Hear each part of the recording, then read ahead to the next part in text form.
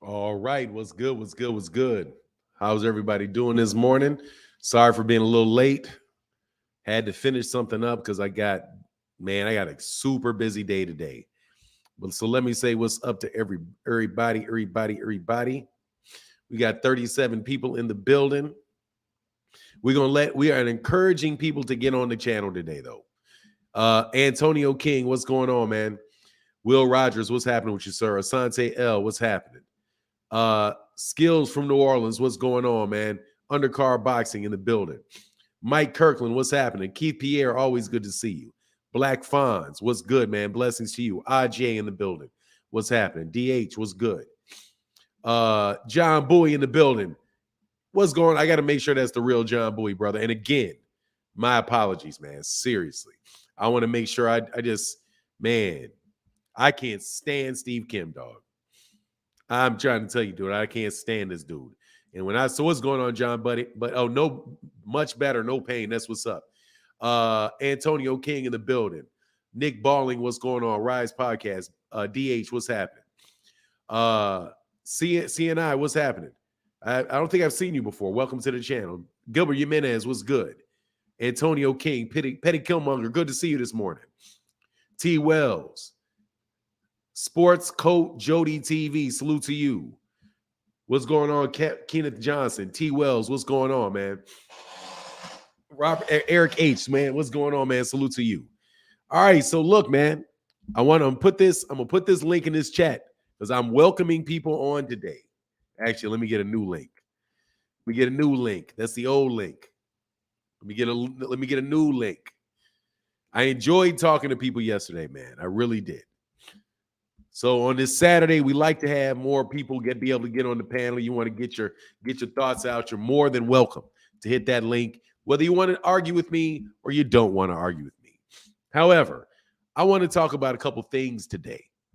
First and foremost, Nate M, thank you very much, brother. I appreciate you. No need to be a fan, no. Just come on to the chat. Let's rap. This ain't no thing to be a fan of, man. This is just, to the extent that we can know each other over the internet, that's what it is, man. It's all it is, man. Just come on and join the community. Sit down, holler at people in the chat, keep it respectful, and you can have a good time, man, talking boxing or whatever y'all do in the comment section when you're not addressing stuff specifically to me. I'm back. Sorry, big snowstorm. John Boy in the building. So look, man, I had to do something yesterday because I went off on Steve Kim yesterday. Yeah, I did. I went off on Steve Kim yesterday because Steve Kim is just really gets underneath my skin. Really gets underneath my skin.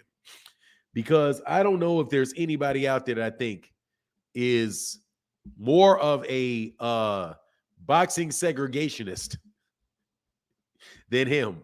Let me put it that way. Hey, what's going on? Throwing the first punch. Respect for nine. What's up?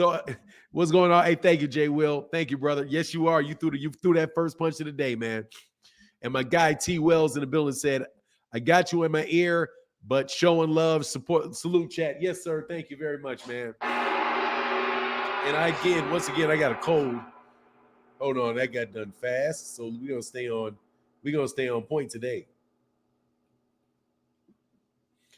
We're gonna stay on point today.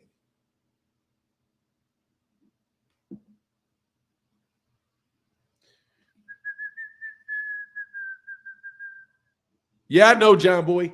I just want to let you know. I still wanted to get that off my chest, not just for you, but for you too.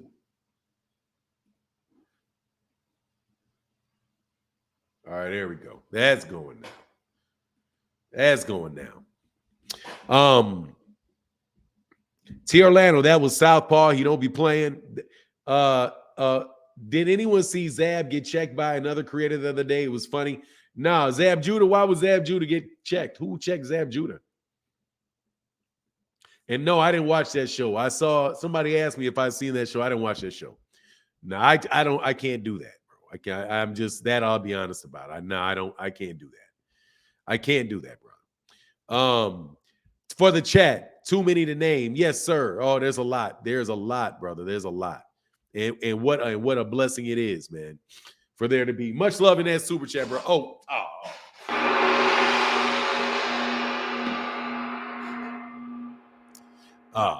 Yeah, I didn't want to mention others' name out of respect, but it was funny. Yeah. I mean, don't want to invite drama.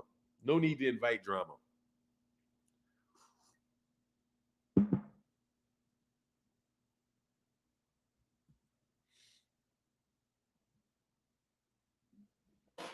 What's going on, Mr. Kato? And y'all get that link this morning, man. But okay, so first things first. I do have something to say about a YouTube channel, though. I do have something to say about a YouTube channel. I will not mention the name of the channel. But that dude, see, I'm telling you, man, God works in funny ways, man. God works in funny ways.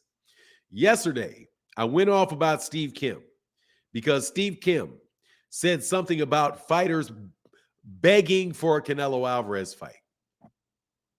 Even though nobody ever said that, begging to fight superstar boxers. Even though I don't want no smoke for now. No, I'm not trying to get no smoke. First of all, Rise, I'm never going to, ain't never no smoke there. I refuse to light off, bro. Oh, I went into a little speech about how certain other ethnic groups can look down on ethnic groups, specifically ours, mine. And I don't appreciate it. And I think that Steve Kim is one of those guys. So Steve Kim talked about how, he commended David Benavidez and David Morrell for fighting each other and for talking about fighting each other and not begging to fight the superstar boxer. Well, who are the ones that are begging then? The black ones are begging. Jermall Charlo is begging. Demetrius Andrade is begging. They're begging. But no words whatsoever about all of the time that Floyd Mayweather Jr. was called a duck because he didn't fight exactly who it was everybody wanted him to fight every time, like Margarito. When Floyd didn't fight Margarito, he ducked. When he didn't fight Sergio Martinez, he ducked. When he didn't fight whoever it was until he actually fought him, he was ducking. There was no talk about, why don't you guys all just go fight yourselves? Stop begging. None of that language. None of that language is in there whatsoever. Brian King B. Falcone. What's going on, man? So what's up, OG Fanon in the chat? Hey, I'm chilling, brother. So I noticed yesterday, and I'm telling you, I don't know why I did it. I never watched this dude. But there was an interview with God, what's the guy's name, man? What's the name of the trainer? Buddy McGirt.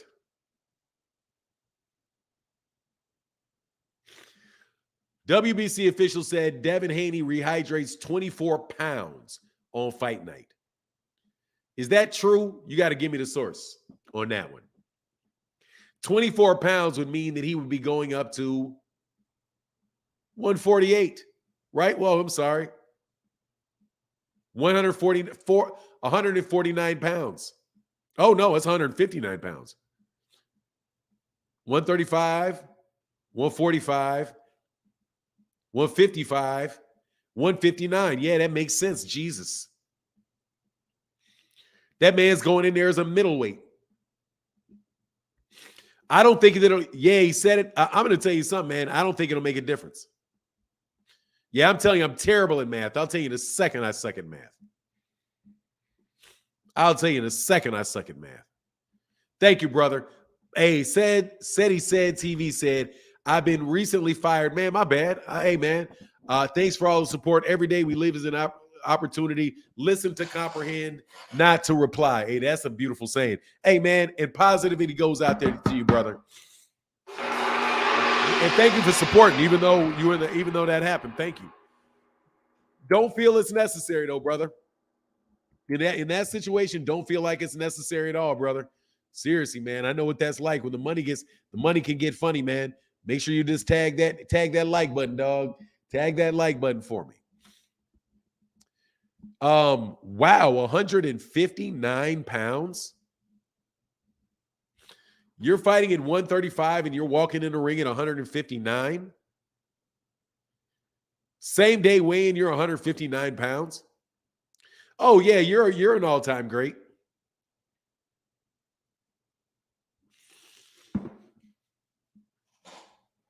That ain't his fault. That's the rules, though.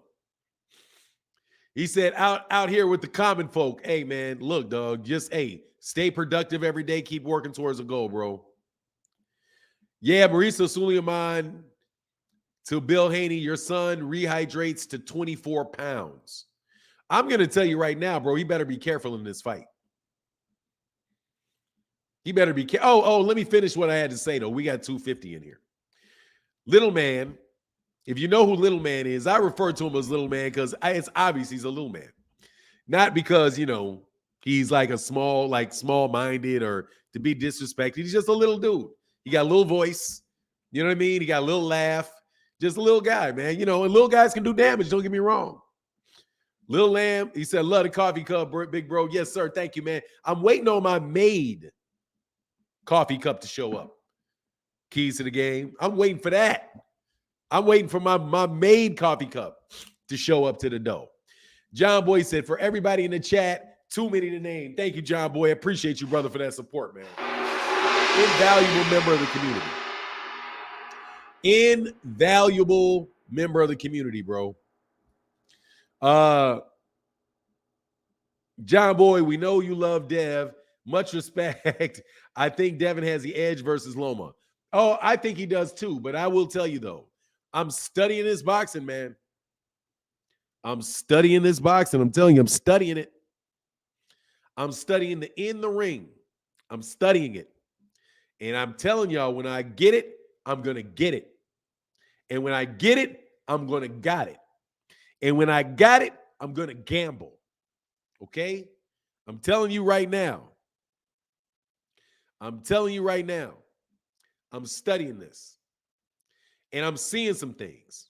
I'm seeing some things that tell me, number one, a lot of y'all don't know what you're looking at.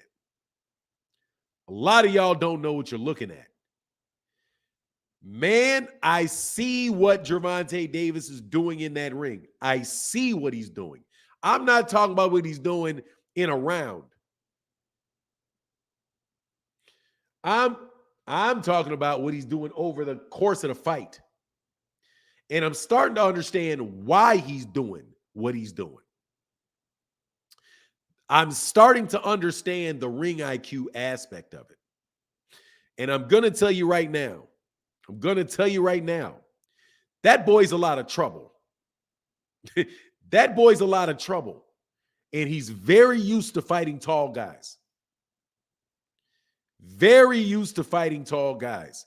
More used to fighting tall guys than tall guys are used to fighting small guys. And I'm telling you, there's a particular fighter in the history of boxing, one of the greatest fighters ever, that had that same ability. And his name is Sam Langford. If you've not heard of Sam Langford, you must do your research on Sam Langford. Sam Langford was a guy that I do believe he started his career off at like lightweight or something. You know what I mean? And he went all the way up to heavyweight.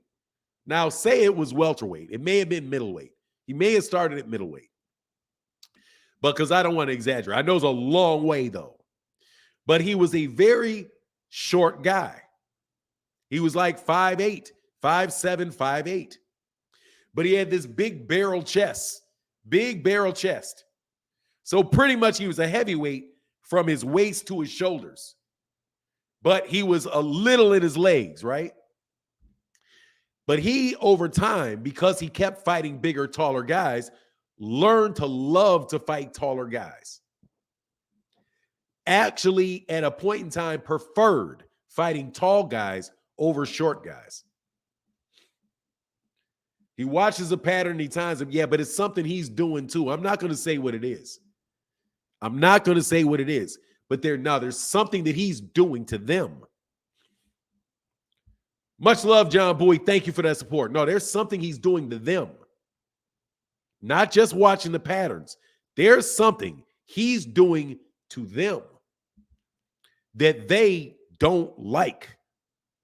I'm telling you, they don't like that. I'm here for the boxing. What's going on, brother? Shout out to you, man. Thank you so much for your support in the Cash App, in the super chats. In the super thanks. Thank you for that support in the super thanks. Thank you. Just want to let you know I saw it, and thank you. Thank you. I got to it late because I didn't realize so many people were doing it.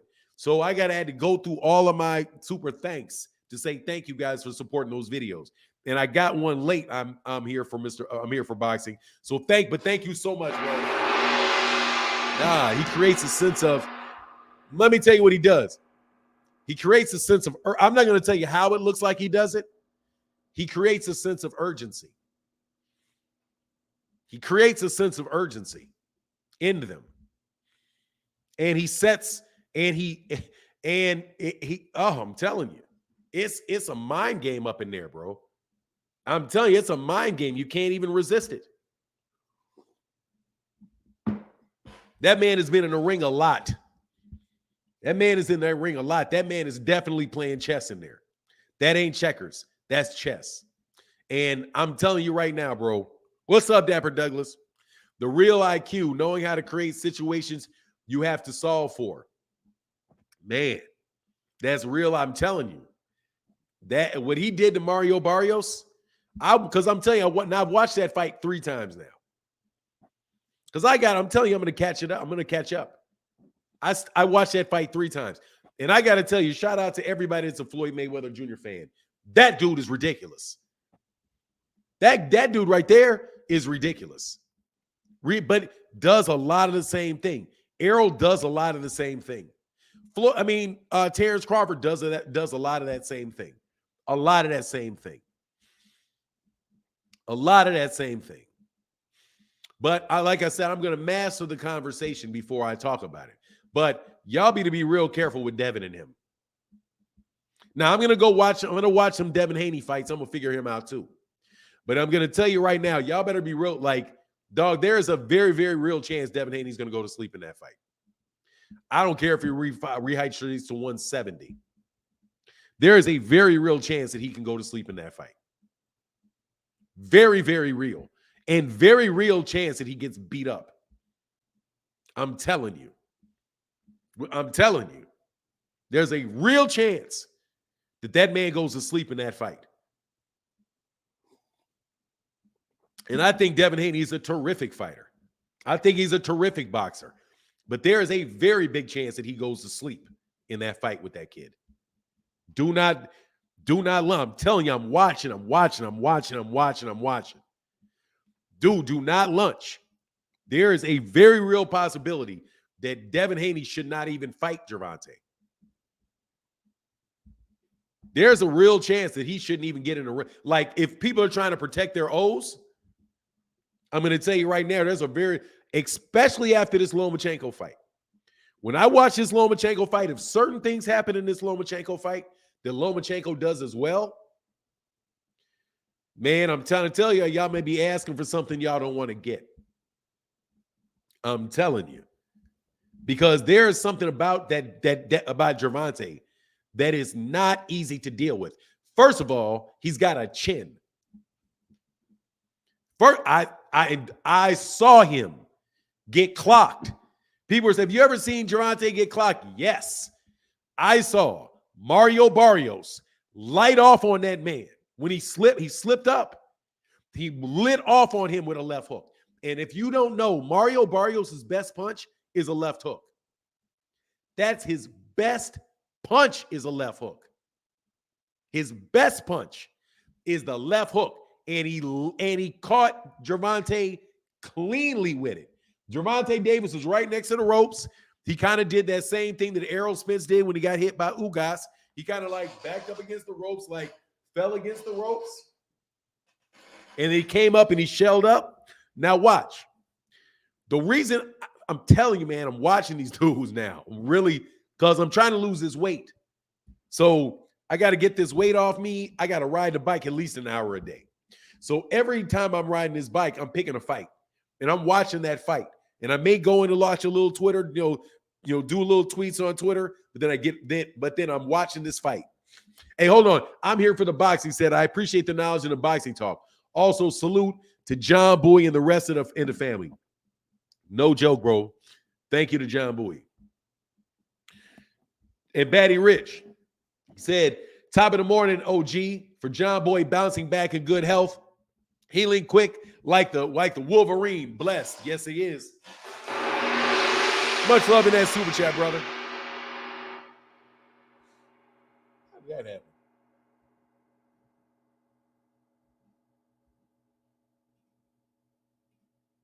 All right, cool.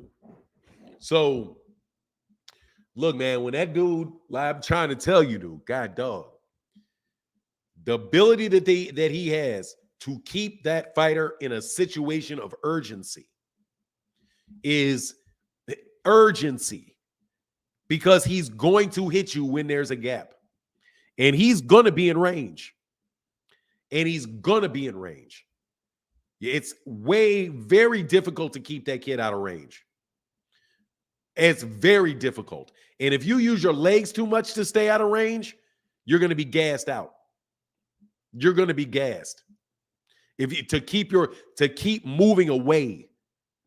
Fanon, how you doing, brother? I'm good, brother. Hey, Bill Haney was embarrassed when the official put them on the spot and tried to brush it off. Where did this happen, man? When did this happen?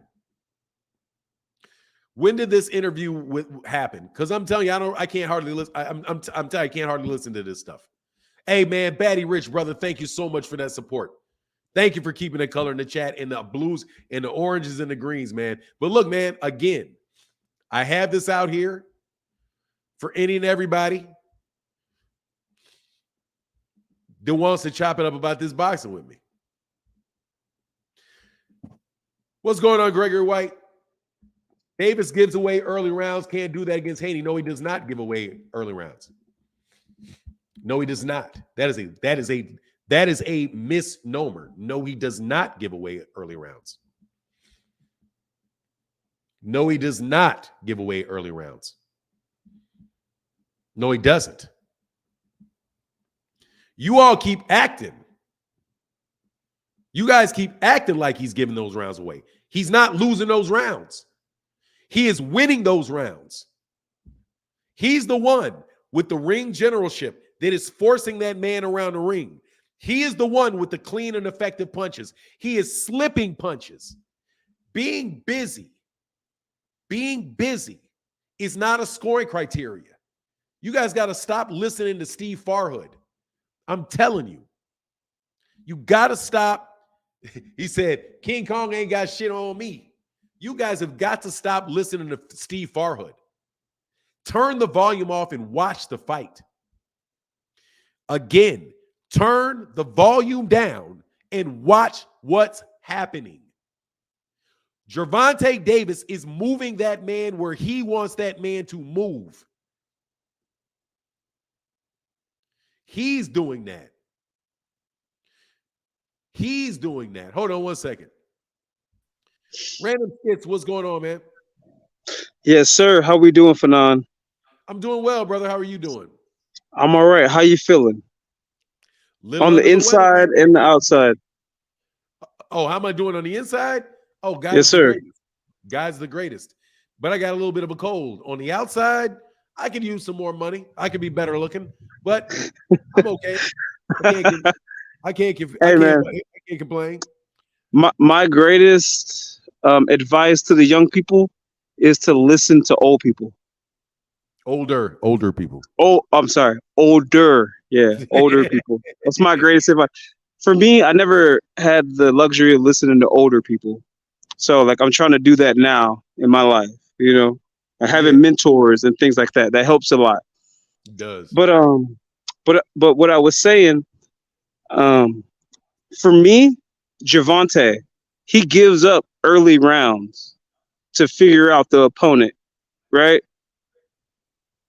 I If don't he think he does that, does.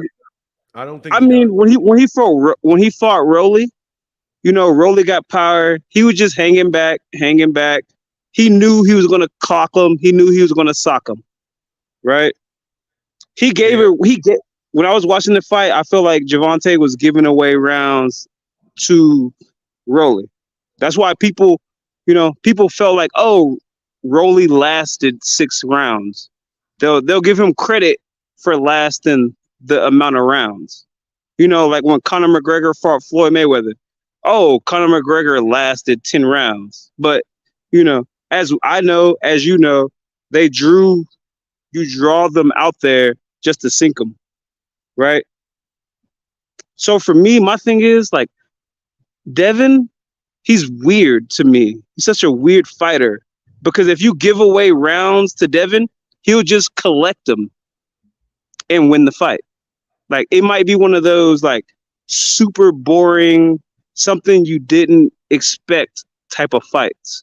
I know he doesn't have much pop, but I just feel like, you know, Tank going out there with Devin, trying to figure Devin out, trying to figure out how he's going to get around his guard, trying to figure out how he's going to knock him out, or trying to figure out how he's going to do what he wants to do to him. If you give away rounds to Devin, Devin's just going to win, and it won't be spectacular, which is the way I think it's going to go. Do you Okay. know what I Let me. mean? Oh, I do. I just disagree. But let me give you a little bit of let me give you a little bit of perspective. Okay. And I'm going to share some screen with you.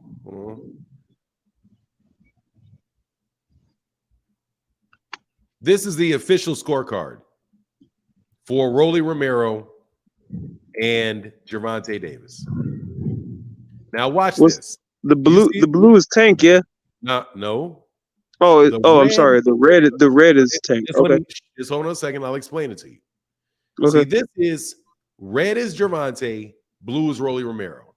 Okay. This is the first round. This is what the fans on BoxRec scored it. Scored it 9-10. Ron McCray, Robin Taylor, and Kevin Morgan all gave this to Gervonta. The So that's first round. one. He did That's not one. give that round away. In Okay. the second one, Rolly Romero won the second round. Okay. In the third round, two of the three judges' scorecards Mhm. gave it to Gervonta Davis. So watch, through 3 rounds on the official scorecards, Gervonta is up 2 rounds to 1. Okay. In the fourth round, on one card, Gervonta Davis is up 3 rounds to 1. In the second one, he is up 2. It's tied 2-2. And on the third, this card, it is 3. He is down 3-1 on one guy's card. Okay. If the fight was called right now, it would be a draw. Right. In the fifth round, Gervonta Davis won it on all 3 cards. And then on the 6th round, he got knocked out. So, Right. with the 5th round, with the 5th round, Gervonta Davis wins this fight in the early Right. rounds. So, that is a scenario. That is a scenario where you have, and I'm telling you what you should do, and I maintain this. You should stop immediately listening to those commentators. Because those commentators will they will say things like, oh, Gervonta Davis should be doing this, but he's not doing it. Oh, this Rolly Romero is pushing him back, which is what Rolly wants to do. When they say that, they're talking about the strategy and how well they think the strategy is playing off. They're not actually scoring it. And it will lead you to believe that one guy is winning a round when he's not. So and then the other example that you brought up was Floyd Mayweather Jr. and Conor McGregor. Conor McGregor didn't win shit in that fight. He didn't. Conor McGregor didn't win squat. And what was happening was Gervonta was Floyd Mayweather Jr. was walking him down, parrying and catching all his shots, and landing counter shots and wearing the man down. So, but this is what people don't do. When you score a fight, you got to look. Just look for a second. I don't know if you're trying to hear, but like, No, I'm listening more so. so say for example, you throw a jab, and I catch the jab. Okay. Like you throw a jab, and right when you throw it, I stick my hand out and I catch it. That is not a scoring punch. If I put my hands here, and you hit here, and here, and here, and here, and here, those are 4 punches that got thrown. None of them are scoring. And then I hit you in one, clearing your face. That means I won that. I won that. Damn, that's loud. Sorry. No worry. That means I won that. I won that exchange.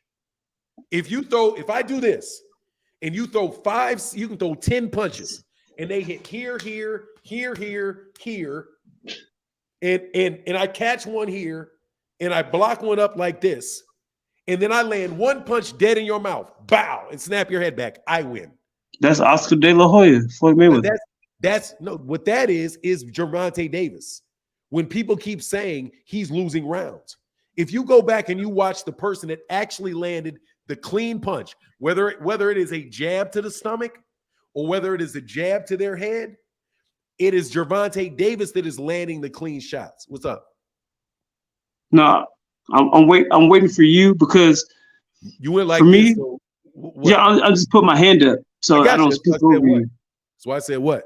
What? So for me, like when I watch Gervonta fight, like I know he has power. I know he's smart. I know he calculated. But my thing with him, like, because Errol Spence, like for my son, like the very first boxing match that my son ever watched was Errol Spence versus Udanis Ugas. And he crushed him. He just smashed him. He just, like, you know what I mean? Like throwing hella punches all the time. Like no matter what, you know, but he maintained his defense, but he just smashed the other man like in his face. You know, at the end of the fight, you see Udanis Ugas' eye swell up. So Errol, personally, he's my favorite fighter. So when I watch Gervonta, he reminds me of, you know, Money Mayweather, but he's significantly younger, right? But at the same time, he reminds me of Deontay Wilder. Like he knows he can get you out of there. You know what I mean? Like he'll figure it out. Boom. For the sake of this conversation, man, we got to do something different because that's just like, man, look, boxing is there's 4 ways that you score a round, man. Yeah, right. Okay. It is clean and effective punching.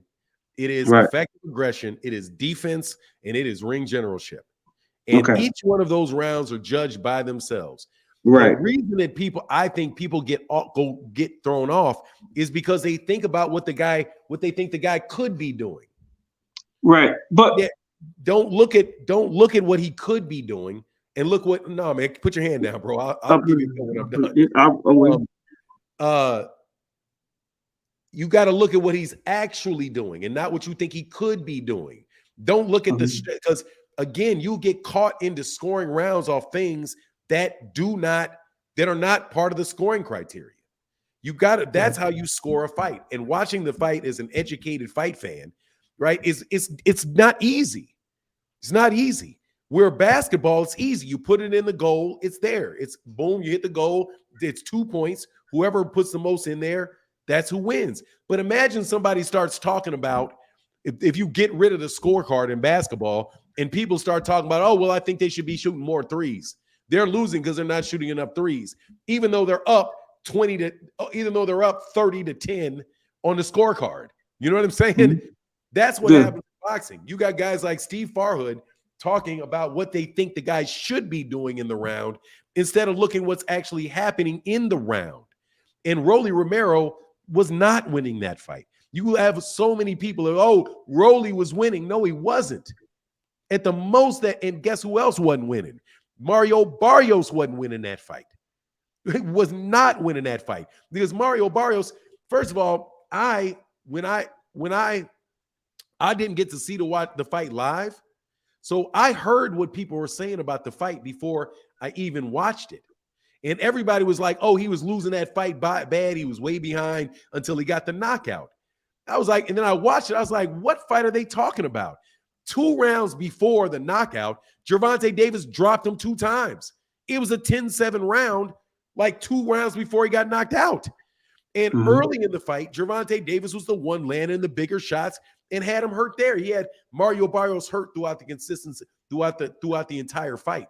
But if what you're saying is that Gervonta Davis, because he's a power puncher, has to not hurt that guy, otherwise you're not going to give him the round, that's just not how you score fights, man. But look, I got to let you go, brother. Go ahead. Oh, I'm sorry. I was just going to go. So for me, Tank, he's super calculated. But my thing is, like, being calculated against Devin might lose you rounds. That's my only thing. Like, you know, you go in there a certain way. Maybe Devin has enough pop or he doesn't have enough pop. But the thing is, Devin fights a particular way. And when I see Tank, like the recent fights that I've seen Tank, it's like, okay, like, bro, don't give Devin that latitude. Because if you give him that, let me, because I got a guy right behind you. Let me explain this again. I'll tell you specifically what Devin Haney's problem is with Gervonta Davis. Okay. Gervonta Davis is faster than he is. He's faster. He has faster hands. And he is more economical with his movement. And he's a southpaw. Okay. The problem that Devin is going to have with him is that Devin relies on his jab. And Gervonta is going to neutralize that jab because he's a southpaw. If you know how, do you know what that means by he's a southpaw and how that affects your jab? I understand your stance, but he's a smaller man. It doesn't matter because his hand is in front. That means his left hand is closer. It's closer. When you do this, when I do this, right? I'm a right-handed guy, right? This is my right hand, right? This is so if I'm fighting a right-handed guy, his right hand is here. So my hand, I have to parry his jab. I have to move my hand all the way up here. I have to move my hand from here to here to block his jab. See, I have to reach. That's why the jab is so important, because it's on the side, it's on the same size as your hand is back. But when you're a southpaw, you do this. It's in front. So he literally has his hand where Devin's jabbing. That's why it's hard to land a jab on a southpaw. He's gonna have to come over the top of Devin will have to come over the top of Gervonta's jab, or he's gonna have to vary his jab. That jab is hard to land on a southpaw, and it just makes it awkward. That's why Manny Pacquiao, as a southpaw, was able to fight bigger and taller guys, because his hand is close to your jab. He can literally stand. All you got to do is this to touch your hand.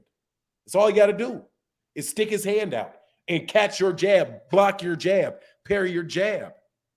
And if Devin cannot get that jab off, right? And say, for example, this happens. Say, because the way that you do it, a southpaw, is you need a straight right hand. The killer for a southpaw is your right hand, not your left. Because you're blindsided. Not blind about it. It's just that he doesn't have his hand in there to stop it. Right. You don't have the hand there to stop it because it's over here. Right? So that means his backhand's here, which means you have a clear path with your right hand. He can't deflect it because he has to come all the way back here with his left hand. Right. That's what the head means. Yeah, Devin has to use one of the strategies for him is a lead right hand, but Devin can't punch. Devin can't punch. So if he neutralizes his jab or he slips in his jab, there's nothing for Devin to do that is going to hurt him. But the problem with Devin is, the problem specifically with Tank is, versus Lomachenko, versus other guys in that circumstance, is when Gervonta gets in there, you go to sleep. because he's punching because once he gets in there, he's so much stronger and he's faster. He's stronger and he's faster. One of the most underestimated things about Gervonta Davis is that man's hand speed and his ability to get inside you by parrying that jab, which stunts you. It's really hard with a parry jab and a block cut jab for you to keep your range because he's slipping here and he's literally touching your hand, which means it's tough for you to extend and get range, which means that counter left, that counter right, all that stuff is there. The advantage goes, that's what you call a southpaw advantage. And Devin is an orthodox fighter that can't punch. If you're not able to hurt Gervonta or grab him, even grabbing Gervonta Davis is going to be very, very difficult because Gervonta does this. Gervonta has a technique for a hold, which is this. He will literally bring his elbows together and not give you anything to grab. So, and then he will counter on the inside and on the way out. So the thing that I'm saying is if you look at Jojo Diaz, and I'll go back and look at Jojo Diaz again. If you look at the Jojo Diaz fight, if you look at the fight, if you look at those fights, even with like Yuriokas Gamboa, the things that they hit, that the fact that he is not able to actually hurt these smaller guys or be able to put weight on these other guys and stop these younger guys is a big problem for Gervonta because Gervonta is somebody that will stop you with a body shot. I've seen him stop people. He stopped people with left uppercuts. He stopped people with right hooks, lead right hooks, left to the bodies, left uppercuts, and straight lefts. So there's nowhere you really can go from that. And it's going to be very difficult to and I'm going to tell you another reason it's going to be difficult for him. It's going to be difficult for him because Gervonta Davis is the cash cow. And you guys think people keep talking about him losing rounds, but you go to that scorecard and the actual scorecards, and that's not the story that it tells. So for me, like I said before, I never really looked at it, but there's a very, very real chance, dude, that Gervonta Davis knocks that man out because Devin is going to, and especially if he's moving a lot and he's coming down to 135 and then I guarantee you they're not going to let him weigh in the next day at 159 pounds. That shit's not going to happen. But anyway, that's my take. I got to go, bro, because I got another guy. Yeah, just think about it and look at it, man. I had some more. Now I got somebody right behind you. I got to go. All right, man. Okay. All right, yes, sir.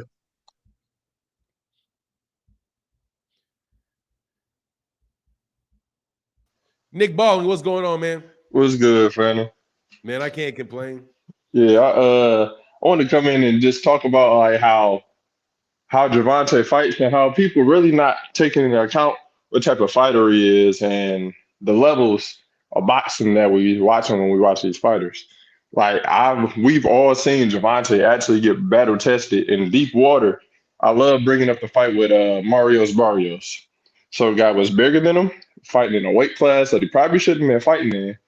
And he was giving him probably the most trouble we ever seen. But under that pressure, he didn't break. He didn't look bad. He didn't look nervous. Even when he got hit, like you said, when he got hit with that left, took it, buzzed back, and then was right back in it. Then was able to pull out that win, but not just being a slugger power puncher like everybody tries to paint him, but being a tactician and using the ring, then able to get inside and get that stoppage. So people not watching that. We don't got that same example from Devin. When Devin gets tested, we see he got shook by George Linares. You know what I'm saying? Ryan, he ended up winning the fight, but it was that same feeling. Ryan, we never even seen him in a championship level fight, really. So it's gonna be interesting to see. April 22nd, it's coming. So yeah, it's gonna just ready to see it. It's gonna be good, man. That one is that one is really good. That's gonna be. I don't even really want to talk about that one. That's gonna be like Ryan really gonna have to hit him with something, man. But I've been watching this. I've been watching the reactions to the left hook, man. And he's really going to have to do something else, man. But all right, brother, I appreciate you, Nick Oh Barber. yeah, Thank you, brother. Yep. All right, man. All right, that was fun. 24 rehydration by fighting at night. Weight bully still can't give him nosebleed. If he weighs that much, he's not going to be. They're not going to do that, bro. Well, maybe they will do that. I don't know, but that's crazy. If he's weighing, are you sure he's really weighing that much? Did somebody put a link in the mug where I can see that? Oh, you said it's on this channel. Go check out Southpaw's clip he has with Bill and the official, and tell me what you see. Let me see. Okay. Yeah, I'll do it right now, man. So what is this Southpaw? Man, look, dog. I think I got to unblock Southpaw, man. That dude said something to me crazy. I was like, I can't even do it, bro. Hold on, man, because that dude is hilarious to me. Anyway, where is it? I don't, a video or a short.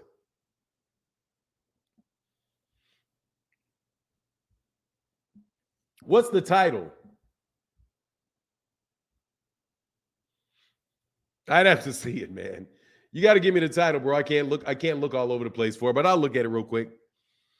WBC exposes Devin. Oh, is it a short or a video? I can't do a video. Oh, that's 6 minutes, bro. I can't do no 6-minute video. Hold on a second.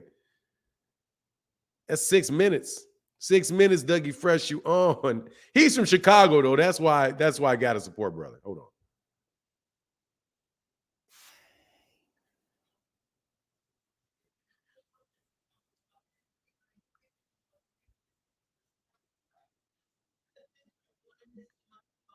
Hold on. Come on, man.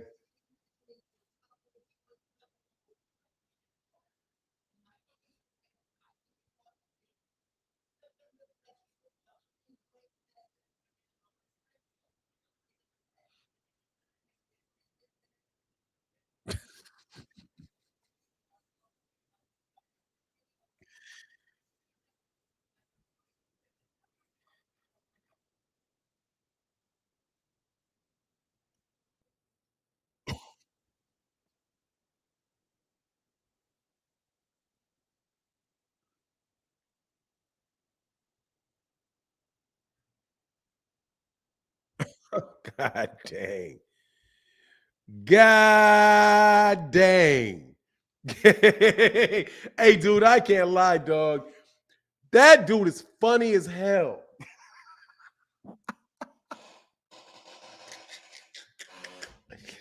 Dog, I can't lie, man. That dude is funny, dog. I laughed the whole time, bro. I can't lie, dog. Oh my God, man. That is hilarious, man. Hey, dude, I need to watch 125 the next day after the weigh-in. He was 25 pounds over the limit. Dog, you got to stop. I need to know, dog. Seriously, man. You seen that video that had Chris Colbert getting punched and Colbert was getting popped out? I don't know. Nah, bro. I don't do all of that, bro. Just look at Bill's face when he said, dude, seriously? Mauricio Suleiman said that man put on 24 pounds the next day. 24 pounds. Nah, bro. I can't have you number one pound for pound, bro. I can't do that. 24 pounds? That's a middleweight. That's 100. That's walking into the ring at 160 pounds. Nah, I'm not turning the volume up. You guys got just go watch his channel, bro. I'm not going to take his content and put it on my channel. I tried to listen to it. I don't want look, man, let me tell you what I don't like doing. Hey, shout out to cats. A couple cats took some audio off my channel. I didn't mind that because they gave it credit for it. But whatever the case is, I don't really like to take people's audio and do it like that. So that's not a problem. What do you mean that's not a problem? Look, man, that's the rules. I'm not going to say it's not a problem. I mean, it's pretty serious. That is 3 weight classes. It's 135, it's 140, it's 147, it's 160. That's 3 weight classes. That is him jumping up 3 weight classes for a fight. That, my friend, is definitely significant. Yes, it is. That's huge. And no, dog. That's why I get what he do. Yeah, dog. That's kind of crazy, man. That's kind of crazy. That's kind of crazy. Zenith 360. Mauricio Suleiman in an interview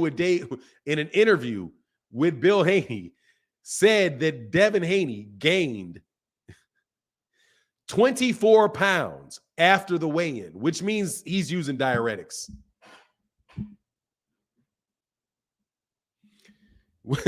I don't. Is that common? 24 pounds?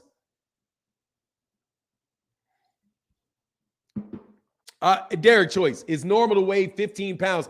15 pounds is not 24 pounds, bro. 24 and 15 are not the same thing. 24 and 15, that's 9 more pounds. That is 50, it's over, it's 60% more. That's 60% more. Isn't it? What is 15? What percentage is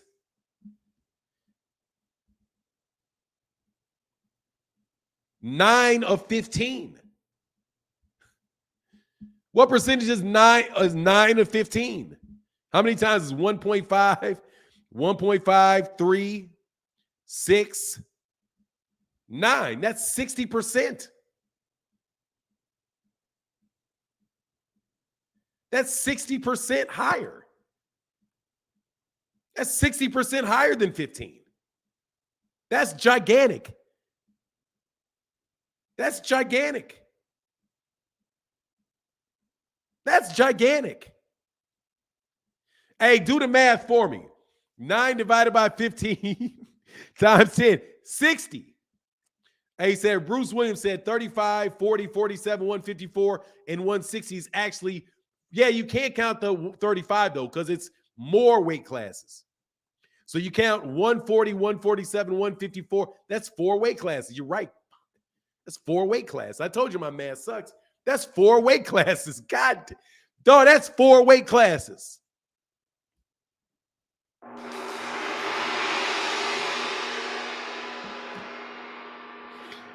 God, dog, that's 4 weight classes. Yes, it is. That's 4 full weight classes. Should be like 10, though. That's why they give the 10-pound rehydration clause, man. That's why they give the 10-pound rehydration clause. That's why they give the 10 pounds. Wow. That's a lot. Hey, Ray David said, missed 2 super chats. My bad. Let me go back, bro. Wow. Oh, my God, man. Hey, man, seriously, though, that is severe, man. And there ain't no I mean, you know, I don't know what to say. Hey, my mama said, good morning, Martin. People are waiting on you. My mother scolded me for being late. Oh, I like that, man. I love my mama. Hold on 1 second, man. Let me check out the cash ass, man. Oh, that's hilarious, man. That's stone cold hilarious, bro. Wow. Hey, man, much love in the cash app, man. Everybody supporting. Hey, by the way, thank you to everybody sponsoring the channel day in and day out. Thank y'all for working together to keep the channel going. Let me get my guy said, Adrian Molina in the building said, holler. I got Loma taking all bell. That's yesterday. Okay, I did that. How did I not? Oh, I think I got everybody yesterday. That's weird how they work, bro. Oh no, that's Adrian Molina said $100 minimum, no cakewalk. Much love in that super chat to my guy Adrian Molina in the building. From yesterday, what's going on, brother? Adrian Molina said Pedialyte will take over your hangover. Much love in that super chat. Last night, Adrian Molina did I say I had a hangover? I think so, man. I made it told you I had something to sip. It made me feel bad. Thank you, brother, yesterday, man. And to my guy, Carlos in the building, thank you, brother, said for being the GOAT of the boxing talk, bro. Thank you so much for y'all supporting the Cash App, man. Thank you, brother. That means a lot, man. Thank you for the support. Let me slide back up here, man. Somebody said I missed some super chats, so I'm going to go back up. I may have missed them while we had a couple people on. Okay, my guy, context and perspective. I see Haney Tank happening like Plant and Canelo. Yeah, that's a good one. Yeah, it could be something like that. And Ray Davis in the building said, for Triple B bum beating Bud to fight EJ soon. Hopefully, man, we'll get that, man. Hopefully, we'll get that, bro. I did get that. Thank you, man. I missed both those super chats. I'm gonna go back to the last one that I missed, man, and to see, make sure I didn't miss it. John Boy said, for all my guys, big boy Mike Kirkland in the building. Thank you, John Boy. Thank you all y'all for that support. Let me slide up. And Mike Kirkland said, for John Bowie, much love in that super chat, brother. I don't know if I got that or not. And Batty Rich. Yes, sir, I got that Batty Rich. With that $10 holler, that's big. Thank you, brother. What's good? Hey, DJ Moses said, what's good? For now, keep doing your thing, man. Oh, yeah. Told y'all he's a welterweight. Yeah, that's crazy. That's crazy.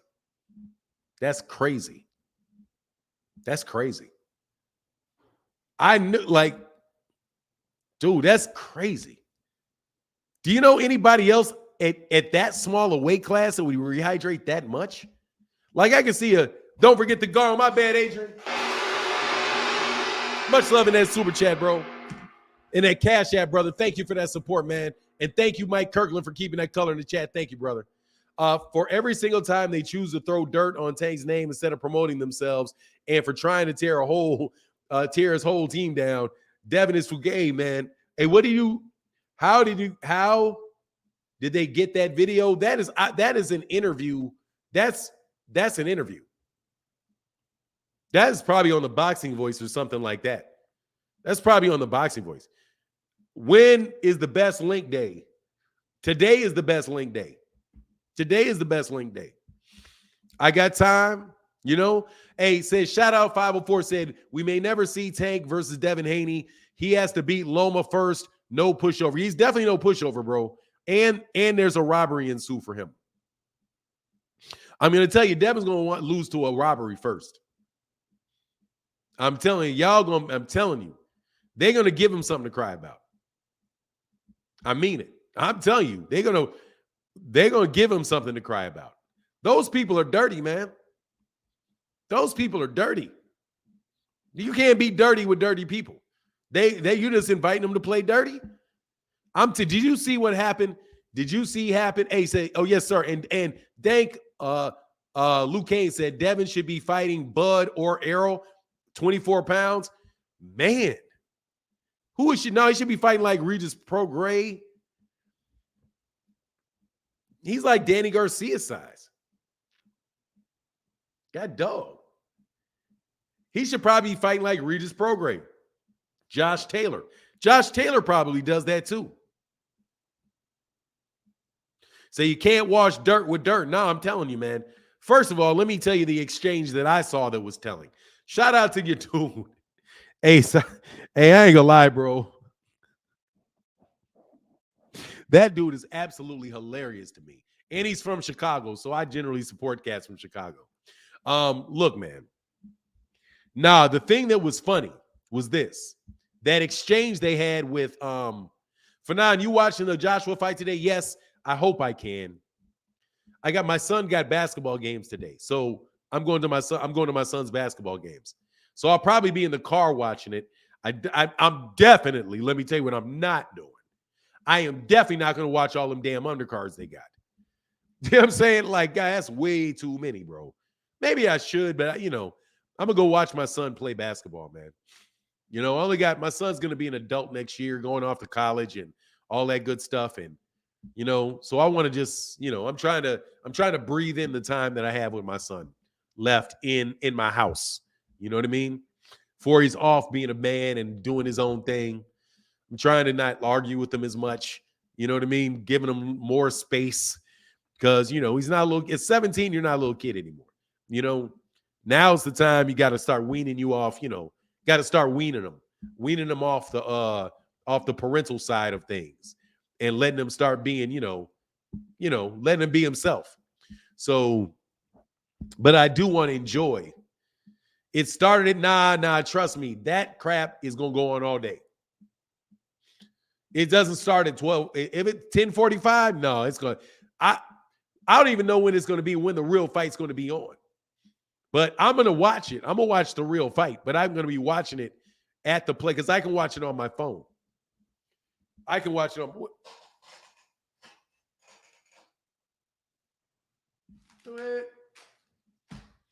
I tell you, man, I'm so unorganized. Oh, okay. That I can lose something right that is sitting right in my face. Ray Davis in the building. Devin or Broner. I mean, at this stage in his career, Devin. Ray Davis said, Fanon, watch the fighters, Snack, Bud, Shakur, and Haney. What you mean? Dude, there's something funny about being able to have 24 pounds of water come back on your system. 24 pounds of water? That is, do the math for me. What percentage is 24 pounds of your body weight at 160? That's for now, I got a Fire Stick on. No, I got DAZN. It's not pay-per-view. I got DAZN. It's on pay-per-view. It's not on pay-per-view. This fight is not pay-per-view. This fight is just like Gervonta. Everybody over there in the UK is going to be able to get that fight for Gervonta and Ryan Garcia for free on DAZN in the UK on their lineal platform. So that's got to be draining. That's got to be diuretics. Dude, that's got to be diuretics, man. That's got to be diuretics.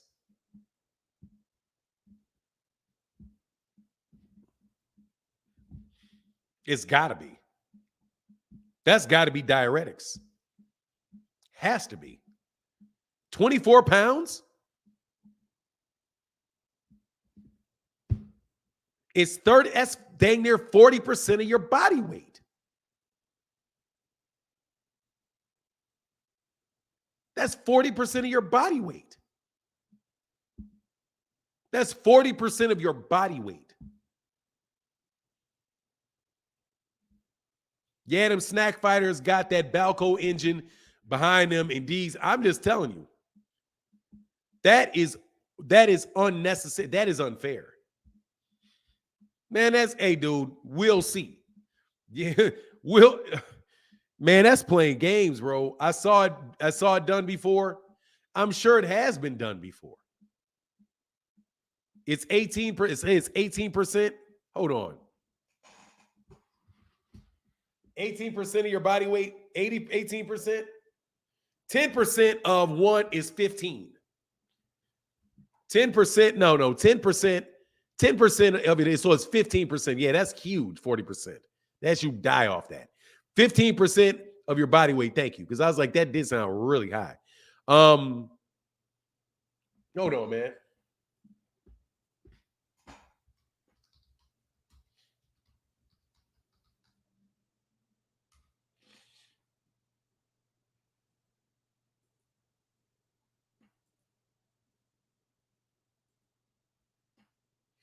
It is, what is it? 24 pounds?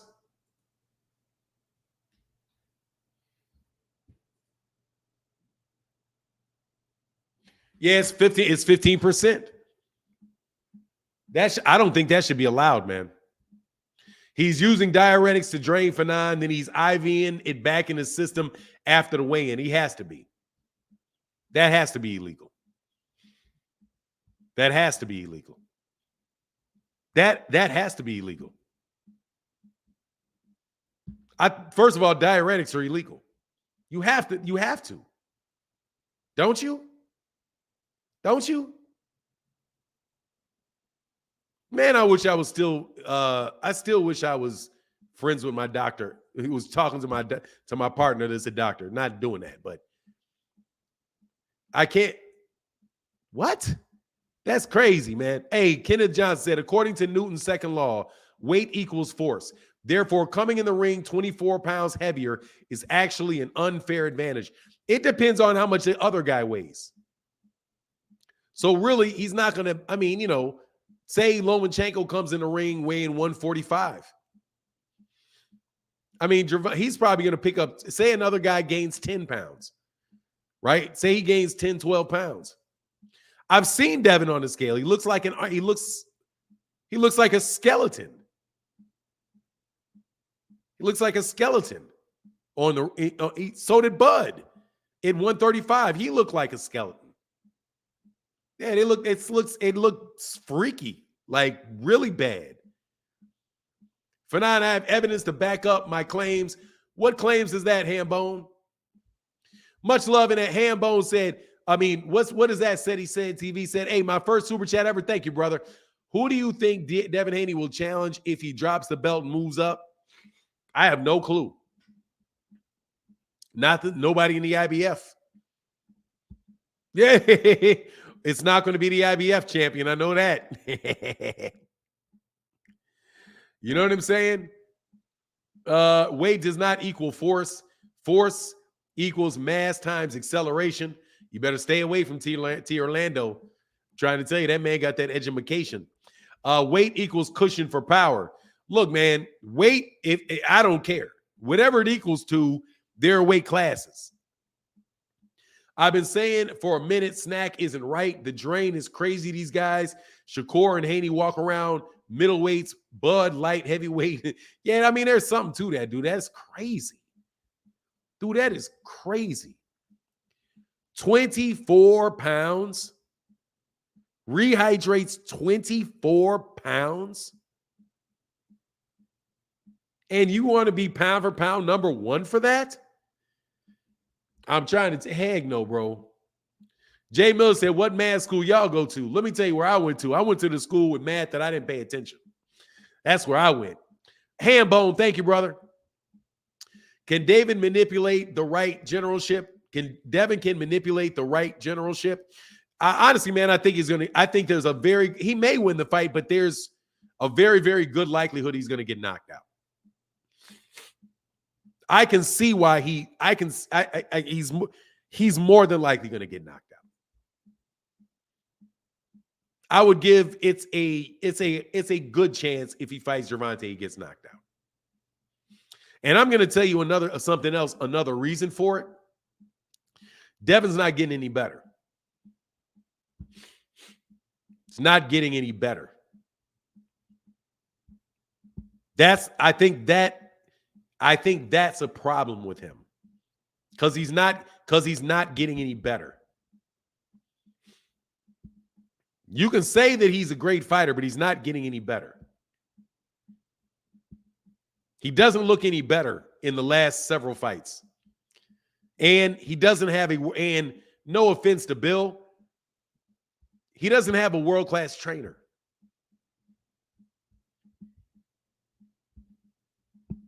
He's always going to be at a when if Devin Haney and Gervonta fight, Gervonta Davis has a big advantage in his corner.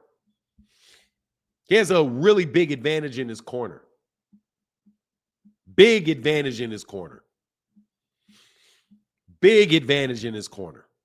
Hey, Finance Classic, man. What's going on, JJ Miller? I'm just saying, man, that's where I went to school, bro. I went to school where I didn't pay attention.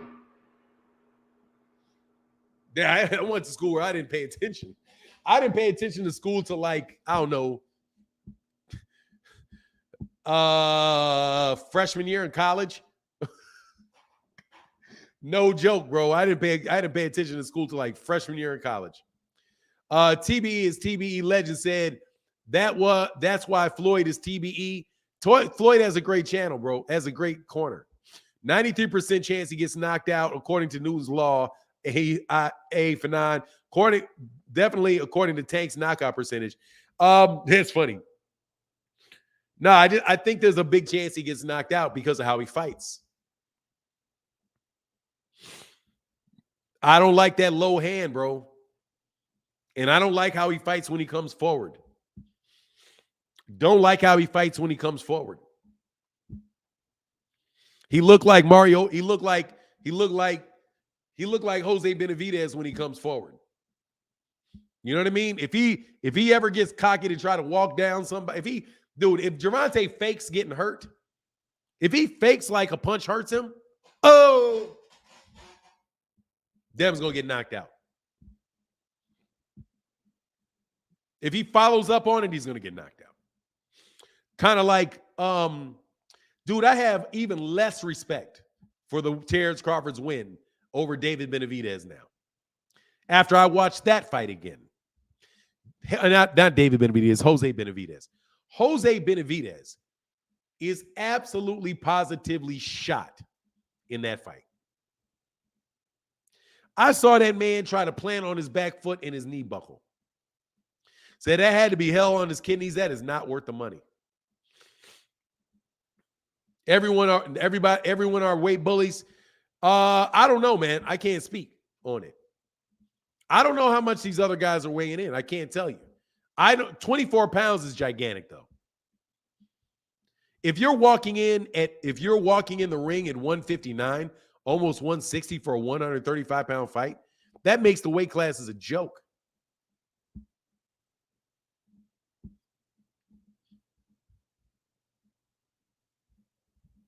I'm telling you, that makes the weight classes a joke.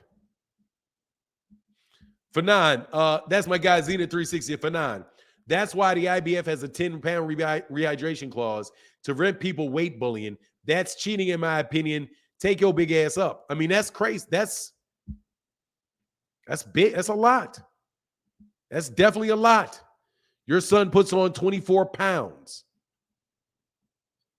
Your son puts on 24 pounds after the weigh-in.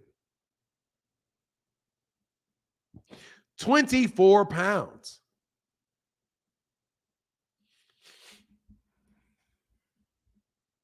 That's a lot. Bill is just as good as Cal. G. Haney is 23, and he's only getting better. Haney is as close as Floyd. Oh, shit. What the fuck? What the fuck are you talking about? What? I got to check the RuPaul button. I got to do the RuPaul check.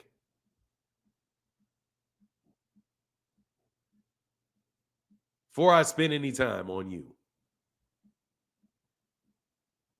Yeah, that's RuPaul. Sorry. You're under your limit, brother. Sorry, bro.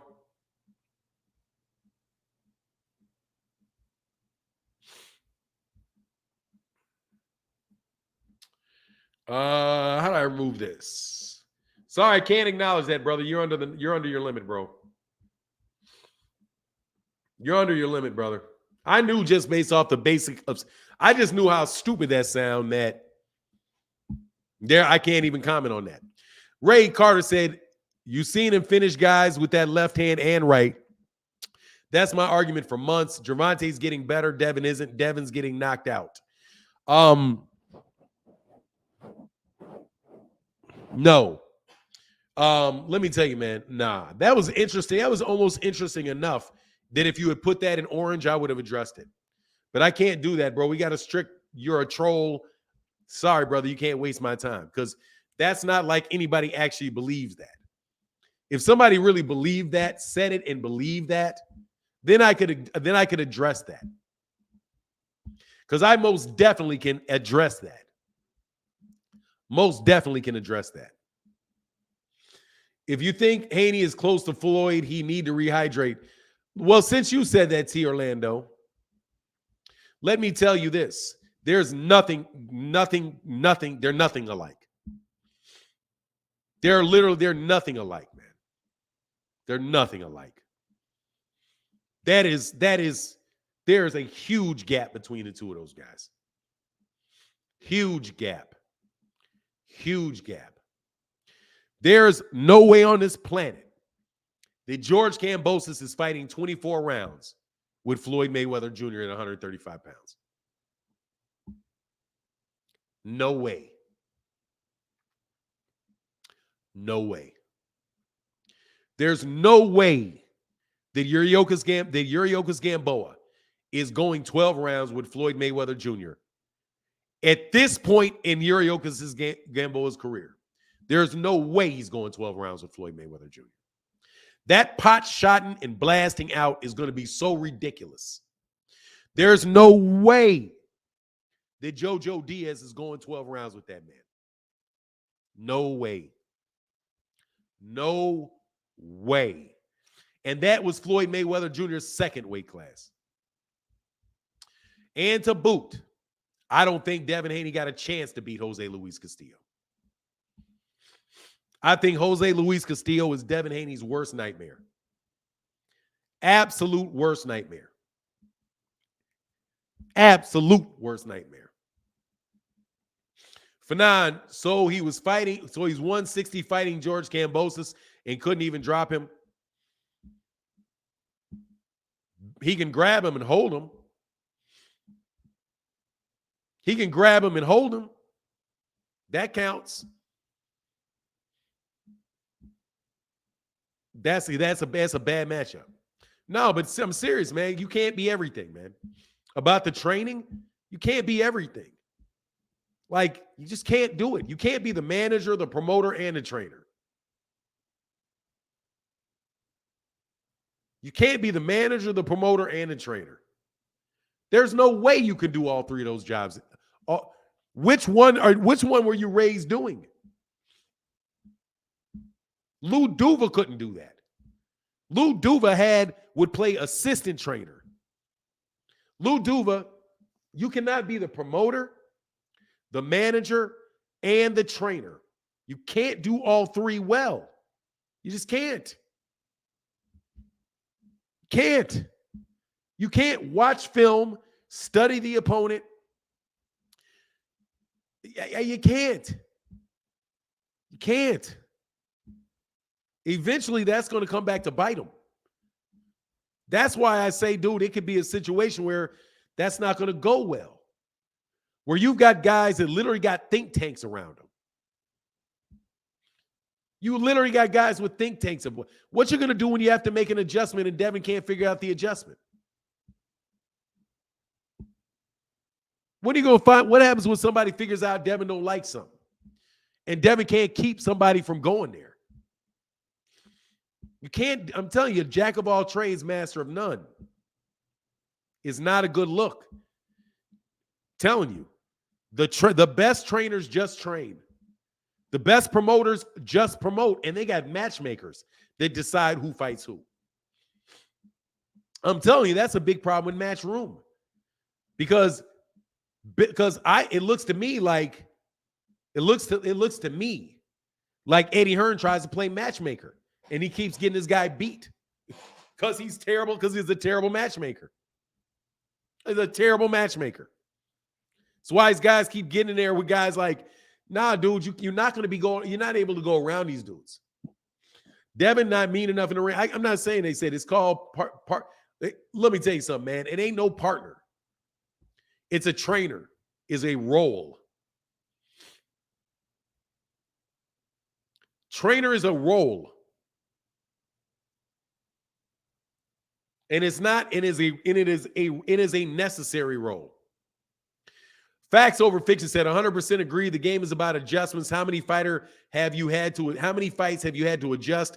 I'm a huge Haney fan, but he hasn't fought anyone to make him adjust. Say it's going to be interesting, man. I'm telling you, same thing for Terrence Crawford. Same thing for Terrence Crawford, man. Same thing for Terrence Crawford. What's going to happen when it's a 50-50 fight, man? I mean, it really is a 50-50 fight. Like you really are getting worn down. You really are. That gas tank really is running low. You really are taking shots. And you can't switch out and stop taking them. You really got to, when a guy really goes to war with you, all those mismatches may very well come back to bite you. All those mismatches may very well come back to bite you. Because I'm telling you, man, these guys are on cheat code with the guys they're fighting. S. Phil 04 said, what's funny is the usual YouTube channels that over-promote, sympathize with Haney, criticize Loma for saying Haney looked like a heavyweight. I mean, look, I don't even understand what the criticism is.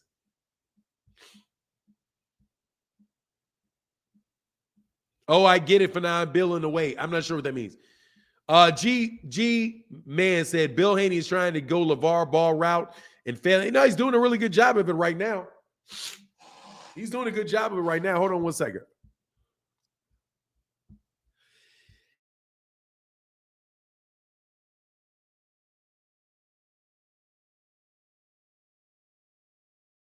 Hold on a second. I'll be right back. I gotta get something to sneeze in.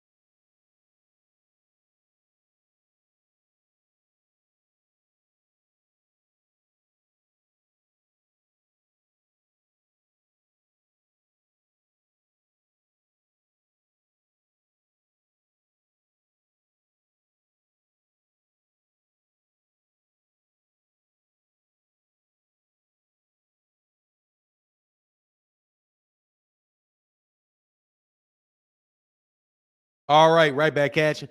Right back at you. My bad.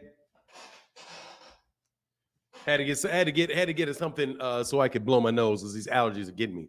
How come all channels that complain about Canelo's weight on a fight night are silent on Devin? Look, man, cats are supporting Devin, and good for them. They're gonna ride with that. They're gonna ride. That's ride or die fandom. Fortunate for me, I don't have to do that. Because no joke. It is what it is, man. I think Devin's a good fighter. I think, as a matter of fact, I know he's a good fighter. He said, Knockout said his son go up 24 pounds. What? Oh, no. Now, what's going on, Knockout? How you feeling, brother? I don't see you in there, man, but what's good with you, bro? One of the best. Hey, Devin, one of the smartest guys on YouTube. Y'all not subscribed to Knockout Boxing, Knockout 80. Man, I got to make sure I say your name right, bro. God, dog, I'm sorry, man. Because I always switch it up for 78. Knockout 86 TV. Shout out to Knockout 86 TV. Always an honor to have you on. Always an honor to have you on the channel. And you are always welcome to take the platform to debate somebody other than me, because I'm not doing that. However, because, I just want to get people I don't like. So I can get evil and mean about it. Facts over feelings boxing said, granted, I love Devin, but I think he's pushing himself for the fights, though. Devin is a real good, nowhere near Floyd, but Tank is more in more wars to adjust the style. Devin need bread, man. I don't even, man, dude, he's making the war, bro. Zenith, please read KO first comment. Man, god dang, why y'all niggas always trying to make me go back? Zenith 360. Dog, I can't be going. You want me to look for his first comment? Just repeat the comment. You my guy. Repeat the comment. So I ain't got to go look. Oh, Knockout 86 TV says, salute. Devin knows what Tank is. That's why he said he won't fight Tank with the rehydration clause. Although his undisputed fights have been under the 10-pound. Although all his undisputed fights have been under the 10-pound rehydration rule, IBF rehydration rule. No. None of you talking about who's undisputed fights. Devin has never had to do that because that rule goes out the window. Knockout. You don't have to do the 10-pound rehydration if it's a unification fight. Devin Haney's never been in the IBF under a 10-pound rehydration clause. It's never happened for him because it doesn't apply when there's a unification fight. Every time Anytime there's a unification fight with the IBF and somebody else, that rule goes away because they cannot enforce that on the other champion. So he's never done the 10-pound rehydration rule. However, I'm going to tell you this. Let me state this. If he wants that fight and Gervonta says that, he's going to do it. Go ahead and say that's what he meant. Oh, okay, cool. Yeah. That's cool. Yeah, Fanon extended that offer to KO to cook on your channel. What do you say? Yeah, Fanon, extend that offer to anytime. He can do that anytime he wants with anybody he wants. I don't care other than me. I don't want to do that. I like to see y'all fry these dudes. Yeah, I like to see y'all fry these dudes. Devin ain't fighting Tank. No, look, let me tell you something, man. I'm telling you, man, you taking it or you not fighting. Good. You turned it down. Why? Because I told you couldn't walk in the ring. Said, thanks for now. You the man, bro. Hey, yeah, man. Anytime, man. Anytime y'all want to do that, dude, you can feel free to fry somebody up over here, man. It's all good. I appreciate you, brother. I appreciate what you do, man. I love listening. I'm in that comment section a lot more than you. Not the comment section. I'm in there more than you think I am. I just don't want to distract, bro, because that's your audience. And cats used to do that all the time to me. They just come by your channel. There is a big channel, just come by your channel. Not a big channel, but you know what I mean? A channel with, a lot of subscribers. Will come by and they'll just shout out everybody in the chat. Bro, that shit is not for your good. That's for their good. Hey, what's going on, everybody? Hey, I'm here. Should be bugging the shit out of me when people do that, bro. Anyway, because I know what that's about. It's about it's using you to for a way to commercialize themselves. Thanks for now, you the man, bro. Yeah, anytime, brother. Anytime, knockout. Batty Rich said, no one at 135 is Pretty Boy. He beats them all. Nobody in boxing right now is Pretty Boy. Nobody's that dude. I got to tell you that. Nobody's that guy. Nobody's that guy. Nobody's that guy. Nobody's that guy. And said I'm leaving then. What are you talking about, Rise Podcast? What you leaving for what? Oh, no, hey, Rise, you better stay up in here and do all that stuff. Nah. I asked you to dude, you guys are celebrities, Rise. You're under the celebrity category. You're right there along with Rachel and Nonito. You are the truth. You all are the truth.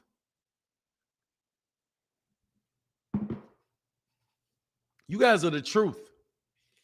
I mean it, dude. There's a difference between people that are talking boxing and what we're doing and the people that are in those camps that are training these guys to fight and doing all that stuff. There's a big difference, man. Said, not you for 9. Okay, that's not okay, cool. And Tank is faster than you think. Tank is faster than Devin. Without a doubt, he's faster than Devin. Honestly, bro, I think he's faster than Gervonta. I think he's faster than Ryan Garcia, too. I think he's every bit as fast. His hands are just as fast. Just as fast. They're just not as long. And he just does, and he's not throwing he's not trying to throw three-piece blazing combinations, man. He's not throwing three-piece blazing combinations. His hand, but if he wanted to, just throw off a bunch, just throw his hands. One thing that didn't like me about that is Vasily Lomachenko was in the gym with Vargas, one of Emilio Vargas, I saw that Keys to the Game channel, Keys to the Game boxing channel. When am I going to get my cup so I can be sipping on a match or on a made cup? Send Rise and KO the link they need to join the channel. If they want to, I'm not putting them on the spot. For now, it sounds like he hating on Devin and Bud. Let's go check the RuPaul. Got to check for RuPaul. Because if you're a reasonably decent person, you can come on here and explain to me how I'm hating.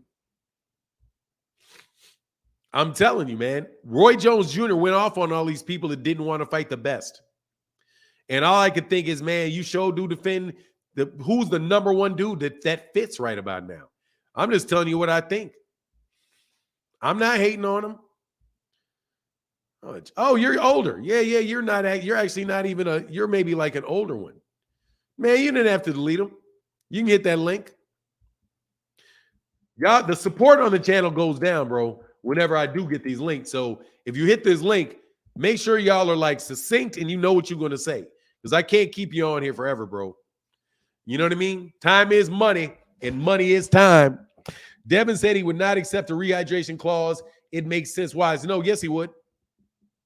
Yeah, he would. Or you're not fighting. Hey, bro, you're not going to weigh 159 in that ring, bro. I would say that, see, tell the truth, shame the devil. I would say it straight out there. Look, man, you're weighing in these fights at 160 pounds, man. I'm not fighting you in the ring at 160 pounds. I'm not doing it. I'm not interested in fighting somebody weighing 160 pounds. And if the best we can do is we're going to have a 146-pound weigh-in the morning of the fight. We're going to fight under IBF rules. IBF rules. And guess what I'm going to say? I'm going to say I want to fight under IBF rules. See, you don't have to say you're not connected, Ray Davis. You do not have to say that you want a rehydration clause. I'm going to be slick about it. I want to fight under the IBF rules. I don't have a rehydration clause in there. I just said I wanted to fight under IBF rules. We're defending on the we're winning the I'm a former IBF champion. I want to fight under the IBF rules. And right there, I don't have to put a rehydration clause in there. And if you tell me that I got a rehydration clause in there, I'm going to sue your ass.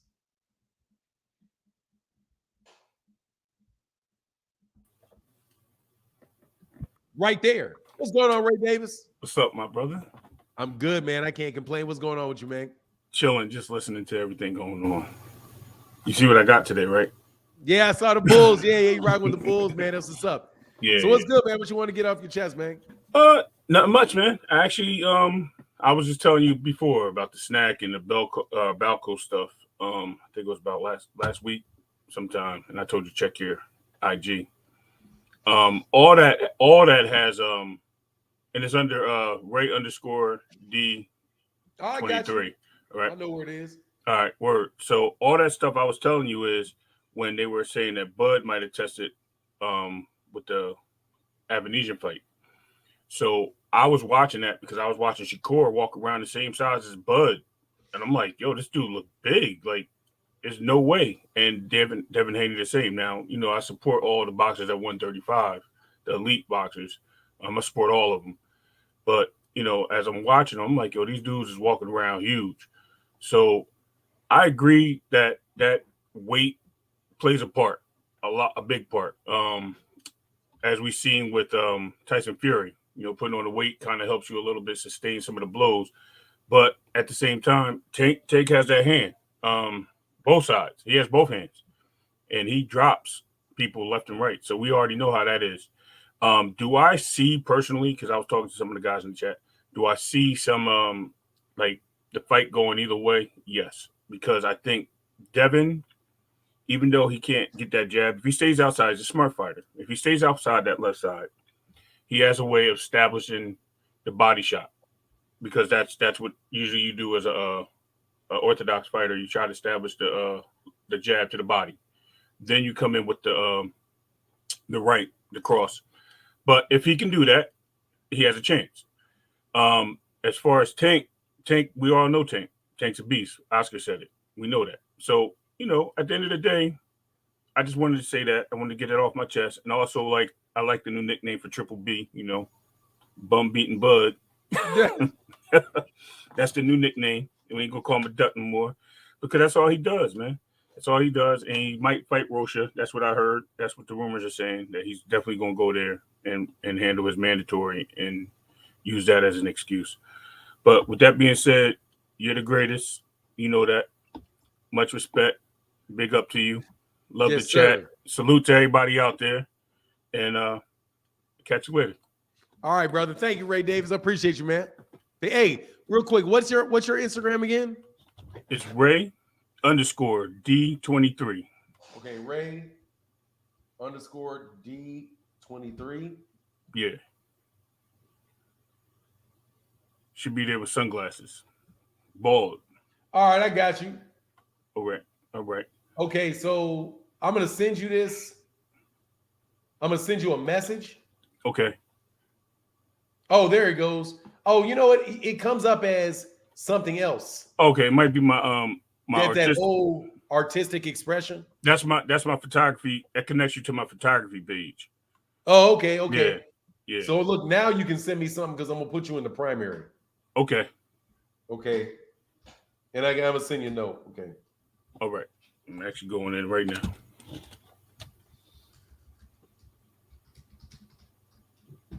Yeah, I wouldn't have seen that, man. So okay, there you go.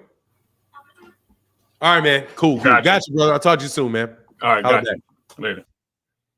All right, that's what's up. But KO Boxing want to get on. If you want to get on, KO Boxing want to get on, or Rise want to get on, the link's there. I don't mind at all, man. I appreciate y'all, man. I like having cats on. I like having cats come on Saturday, man. But oh man, I forgot to tell you, man. There's a YouTube channel that I have no respect for anymore now because I know you're a front. Little Man is a front, bro. Little Man is a front for Dougie Fisher. Excuse me. That Little Man is, I believe, to be a front for Steve Kim and Ring Magazine. Makes complete sense. Makes complete sense. I was like, that is a very, what is this? This dude is phony. Go check my Twitter, brother. I know you listening. I can't say the name of the channel. But it's this little dude that called me a race baiter and started doing all these videos about all these other channels, man. And he goes live every afternoon during the week. Very nice camera work. Unusually nice camera work. Very, very clear. Very nice, like very, very high quality live streams. But anyway, not in the subject matter, but in the actual camera. So, dog, somebody can put it in the chat. I'm not ever saying this troll ass dude's name. However, very, very suspiciously expensive camera work. I wonder why it's so nice when Oscar De La Hoya is paying for it.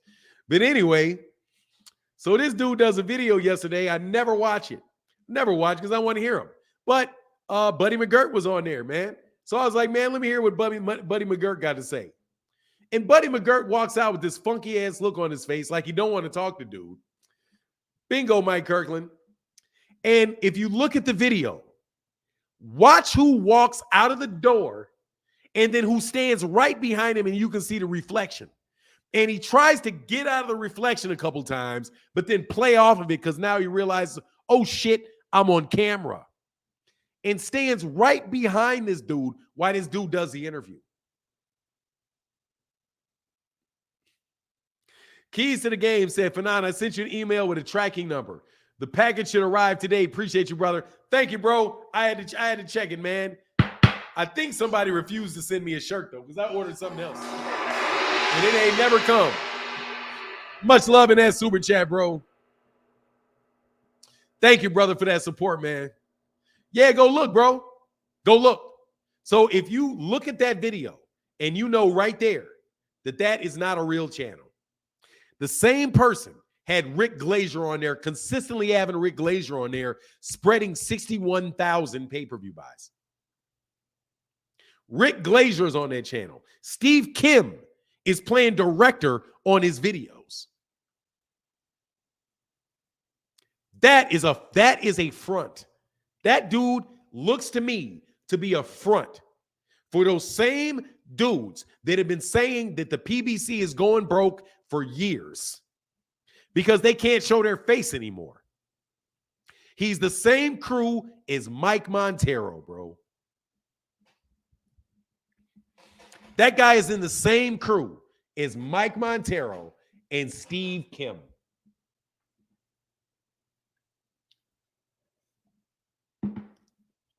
Yep. Because nobody watches their channels. So now they spread their stuff through that one. Good job, brother. Good job, man. You can never come on my channel because you are not real. You are a fraud, bro. You are a 100% fraud. Should have known it with Rick Glazier, but definitely know it now. So, dog. So just so you know who that is, when he's talking, just so you know who's got his hand, who's got their hand up his back. Steve Kim, Dougie Fisher, Mike Montero, that crew. You know, the ones that have been going at the PBC and calling black people the demographic for years. That's who he works with. And it is on camera. Camera. Yeah, bro. I don't know who they. All I'm trying to tell you is, he said, hand up something, just so you know, partner. You've been busted. You've been busted. You've been busted. Oh, you black people. Oh, yeah. Keys to the Game Boxing Channel say, you talking about Lamont Sanford looking at? Nah, bro, that dude don't look like Lamont Sanford now. Come on, Lamont had some pimp game to him, bro.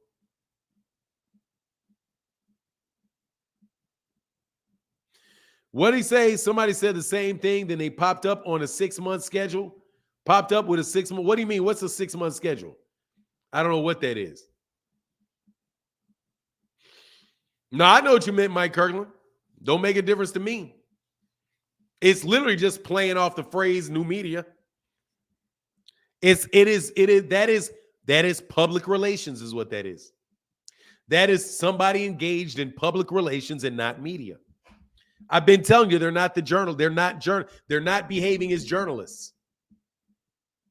They're not behaving as journalists. They're behaving as PR people. And their job is to attack the PBC. And they use a black front man to do it. So you can't say, I'm just as black as you are. You know, it's always the light-skinned and half-breeds that are the most radical.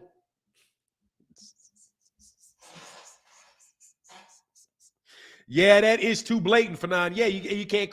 Do not even consider him as a black channel. Don't consider that's not a black channel. That's like BLK Prime. And I don't care what you say. I don't care how many people you put up in front of there. That does not mean you're a black channel, bro. Doesn't mean it. He's not one. Showtime about to out. What? Showtime was going out of business. Yeah, same guys pushing that. Literally saying 61,000 pay-per-views for Gervonta Davis. 61,000. So like I said, dog, you got no credibility whatsoever. And you can tell him I said it. You have no credibility whatsoever. When somebody catches you with Steve Kim's hand up your rectum. Okay? Sorry. You guess what? You are not going to see Al Heyman walk right behind me. and guess what? Man, that dude didn't even want to talk to him. You can look at what's his name? You can look at Buddy McGirt looking like, I was like, man, how you get Buddy McGirt to walk out of a training session? Buddy McGirt looking at this dude like, Steve Kim like, hey, buddy, I need you to do this. Come on, buddy. I need you to do this. You know, the promoter. We're promoting the fighters. You know what? You're going over there to UK. You got to. Hey, you're promoting a lot of UK fighters now, aren't you, buddy? Yeah. I've got Callum Smith. I've got this guy. Yeah, we feeding you, ain't we? Giving you some good fighters, huh? We got this new guy we're training. Yeah. I just wanted to say that, bro. No, I had to say it because I don't care who watches them. I just needed to bust dude out because I know y'all watch me. So just let you know, bro. Go find another puppet. And the dude, it still sucks. Just so you know, and still sucks. I just wanted I just wanted everybody to know that though. So Bud had busted gloves and no VIDA testing after running over the snag. Is that did not have VIDA testing? I have to look at that. Hold on. Explain to me. Maybe I'm missing something. Thanks, brother. This is not a new championship, a new belt, or a new title. It's simply a designation to the WBC champion, giving him a variety of options to be. Yeah, it's not. Yeah, but it is a designation to the WBC champion. Watch this. I'll make it make sense. Okay, here. I wish I could show this. This is a question that was asked. Explain this to me.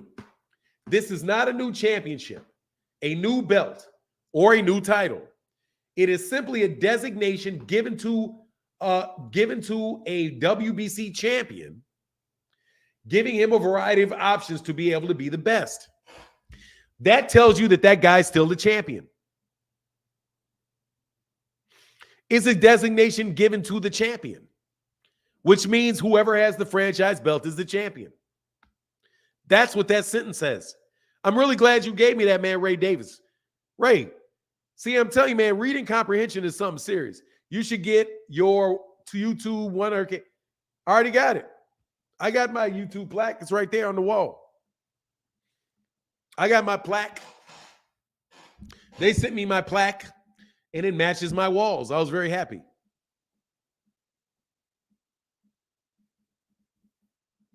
Nah, Dank, no. Man, first of all, please not mention that dude on my channel, bro. Dank, I'd appreciate it if you wouldn't. No disrespect to him or anybody else, bro, but I don't want to get tied up in that stuff. I don't want to get tied up in that. I don't want to get tied up in that stuff. I don't. I really, really do not.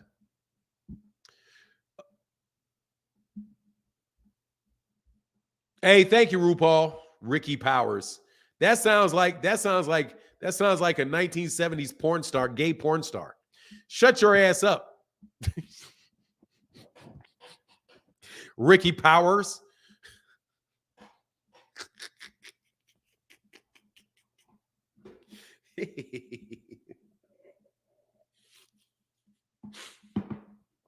You got the mustache to go with it? Your raggedy ass out of here, dog. Y'all are cheaters and you take the easy way out. All of y'all take not all y'all. They take the easy way out. They take the easy way. They take the easy route. They're taking the easy route. I don't need no stinking interviews. I take the hard route. I take the hard route. I take the hard route. I'm telling you right now, I take the hard route to this. You do not see me, other than in YouTube shorts, which don't pay crap. You don't see me putting audio of other people's stuff in my videos. You do not see me taking videos of other people's stuff in my videos, and I do not blame anybody that does. You do not see me consistently doing interviews. You do not see corporate sponsorships. You do not see me. You see me giving my opinion. I do not claim to be a journalist. I'm not trying to break you. I'm not breaking make-believe news.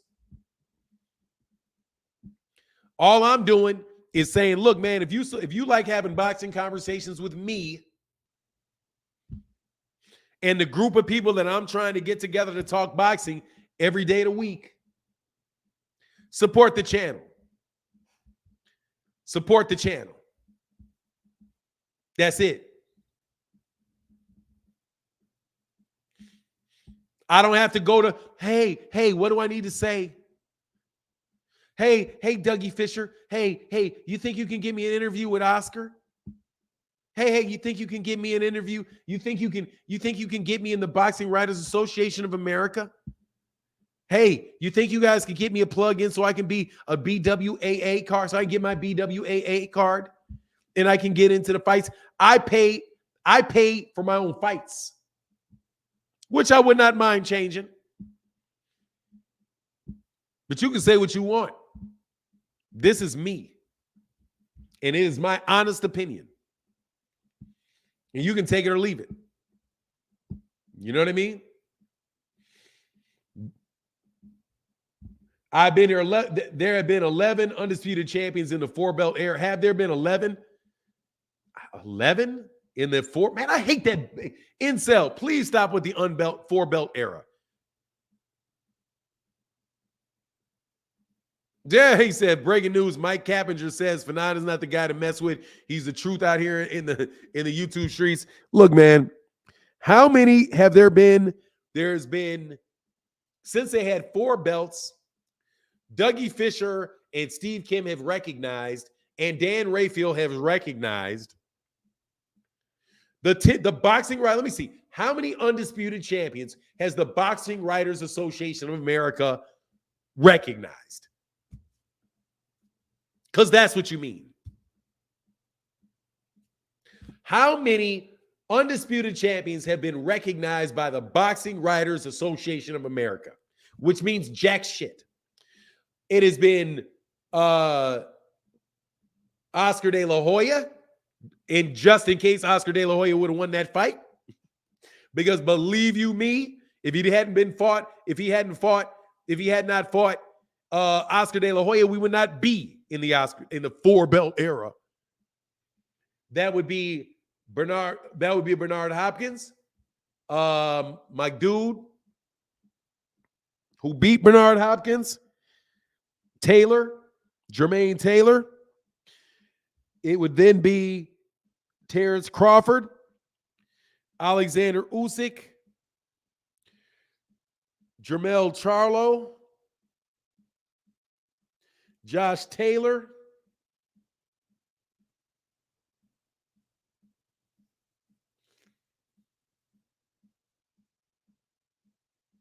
Canelo Alvarez, Devin Haney, Teofimo Lopez, George Kambosos, and Monster Inoue. 11. Yes, Teofimo Lopez and George Kambosos. Absolutely. Teofimo Lopez and George Kambosos. Yes. So that's 11. I'm sorry that you want Devin to be special for doing the same thing that Teofimo did and George Kambosos did. But even though I'm not a fan of either one of them, I'm not going to steal from them.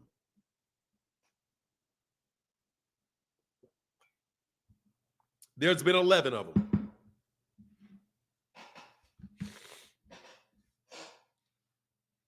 He said Ricky Powers was a gay WWF ref. Ricky Powers was a gay WWF wrestler from the 80s. I'm telling you, these guys, Marquise Love, these guys like to look at people with their shirts off. Yeah, you know what I'm saying? Stone Alone in the building. Much love in that super chat, bro. So what's good for not in the chat? I'm late, but I'm here. Thank you, brother. Appreciate you, man. I'm telling you, these guys like to look at men with their shirts off.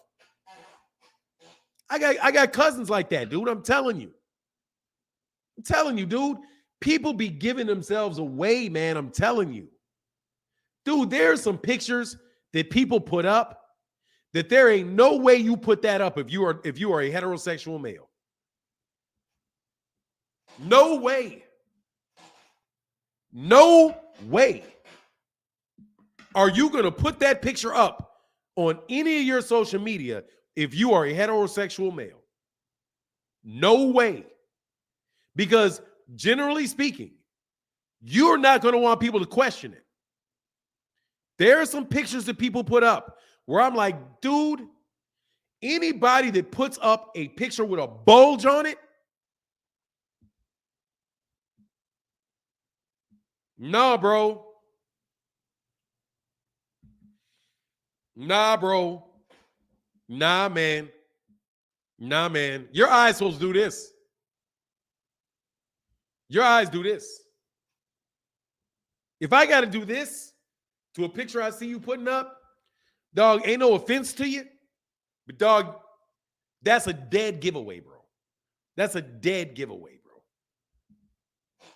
You know what I'm saying? And I mean it. Matthew Thomas said, each is his own, but I roll with real folks to use true verifiable facts of boxing and use the way boxing works. Boxing education at its best. Thank you, Matthew Thomas. Thank you, brother. And Freddie Manuel Ramirez said, that's why you're the #1 YouTube channel with the utmost respect, because all your context is your own opinion based on facts, and that's what separates you from all the other Fanon International Boxing Channel. Thank you, brother. I appreciate you, man. Thank you. Thank you. Because that's what boxing talk is, man.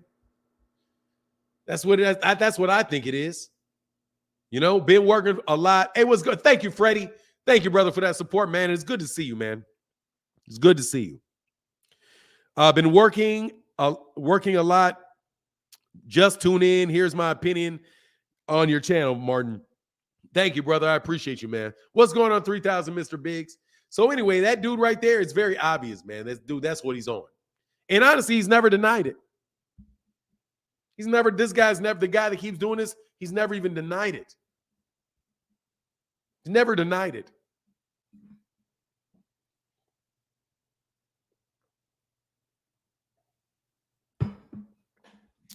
Yeah, undisputed is not rare. It's just harder politically with 4 belts, but can be easier to obtain based on the more routes. Yes. I don't get Zenith 360 for me. Undisputed means less now than it did before, because it's purely political. Not purely political, but it's extremely political. You have to be in a circumstance where the person decides it's important. Look at Errol Spence. He cannot get it because there's a guy that says, well, you need me for that. And it's not that important to me. So how valuable really is it? How does that signify that you're the best? If you have to play all kind of political games over a course of several years, and the best fighters are blocked from getting it. It's not. If you only had 1 belt, undisputed means more with 1 belt. Because everybody, at least theoretically, everybody had to fight each other to get into the rankings. Now you got people just willy-nilly saying, well, why don't they all just fight each other? Because they're not all in the same ranking system, and you know this. You have to fight. You have the #1 and the #2. So that guy is very suspect. No, it's actual, dude. He's basically confirmed it. He basically confirmed it with that name.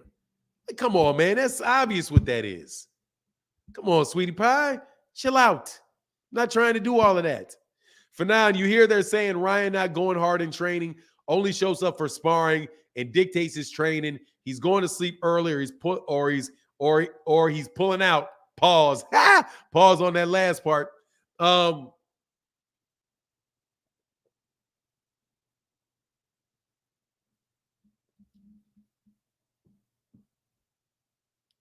I'm now convinced Bud was going to try to cheat Errol the same way he cheated Fear. Oh, I mean, yeah, dude. Look, man. I just say it for Errol. It is important for blood and urine tests, and the gloves. Absolutely, positively, bro. It is that stuff is. I think that's important for everybody. But I don't trust Snack. Hey, like Haney fans keep saying, I just want to fight. And if Haney did not make decisions to make the fight harder to make, look, he doesn't really. Hey, here you go, man. Man, hit that link, man, because it's a slow day out here, man. We got 420 people in the building. Man, y'all can hit that link, man. Hit that like. Look, man, all I'm just trying to tell you is, yeah, that's definitely a concern. It's definitely a concern. Those gloves falling apart, That's definitely a concern. That's definitely a concern. You know what I mean? And it would be a concern if it was Errol too. It would most definitely be a concern if it was Errol too. If he got into a ring with damaged gloves, and then he's fighting in the gloves and his gloves tear apart. Yeah, they're doing something with that glove. Whether they just got old, worn out gloves, either they just got old, worn out gloves where the padding is really condensed, making them even more so puncher's gloves, or whatever. You know what I mean? Hey, John Boy in the building with the love, bro. He said some support. Shout out to everybody. I'm working. Can't be in the chat. Man, John Boy making that dope. What's up with that chat, brother? Told y'all Bud is bad dope. Bud did what? Wow, people don't talk about that though. Bud did that? Yeah, I talk about it. He got in there with damaged gloves. That's a fact. That's not a guess. That's a fact. That is verified fact. I would be inconsistent if I said something about, I would be very inconsistent if say that I was to blast Tyson Fury over gloves, but not say anything about Terrence Crawford's gloves and act as if they are different things. No, they're not different things. It doesn't matter if it's defective or purposely defective or accidentally defective. They're both defective. It doesn't matter. It does. You think it would be everywhere? It is everywhere. It is everywhere. It is everywhere. Didn't nobody miss that, man? It's just not in people's interest to talk about it. Let Gervonta's gloves pop up. Let that happen. I'm going to tell you exactly. I can tell you exactly who would be blasting that dude.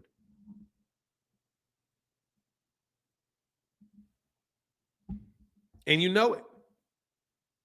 And you know it. Click the link. It's right there. Click the link. It's right there.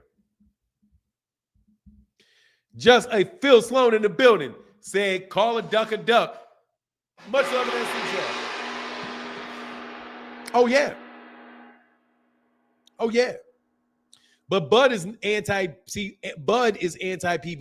He's on that's not a PBC fighter. So, no, nothing for him. Nothing for him. You know what I mean? Nothing. But let you support a fighter and it be against that fighter. And now, I'm talking about it right now. We had a new wave of anti-PBC stuff. We had a new wave. Let Gervonta Davis let Mauricio Suleiman say something about Gervonta Davis gaining 24 pounds after a fight. Let it happen. I'll say something. If Gervonta Davis was fighting at 126 and going to, God dang it. Do you realize that Gervonta Davis to do the same thing would have to be at 126? Rehydrating up to 146? Oh, shit. No, it's more than that.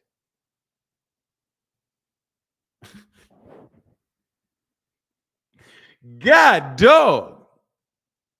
Hey, Joe, hey. Yeah, I couldn't hear the end of it. You wouldn't, no, you would never hear the end of it. Dank, Lucan, man. I be thinking of that ganja when I hear Dank. Joe A said, I exhausted my resources to find Tio and Kambosos listed as undisputed champion. Why have you said they are? Because they are. Doesn't undisputed mean there's no dispute and it was undisputed because Haney had the WBC? No, that's not what that means. No. I dispute it then. Because I say the IBO, there's an IBO champion. Let me see who the IBO champion is. IBO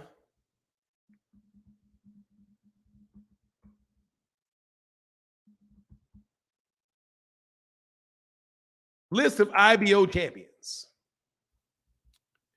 Welterweight IBO champion. There is a guy that is an IBO champion that goes by the name of Ponce. Jeremiah Ponce is the IBO champion. So since he is the IBO champion, I say that Devin Haney is not undisputed. I dispute that. There you go. I dispute that. Let me also dispute another. Let me give you another dispute. I think that George Kambosos was robbed, and I think George Kambosos won that fight. I dispute that.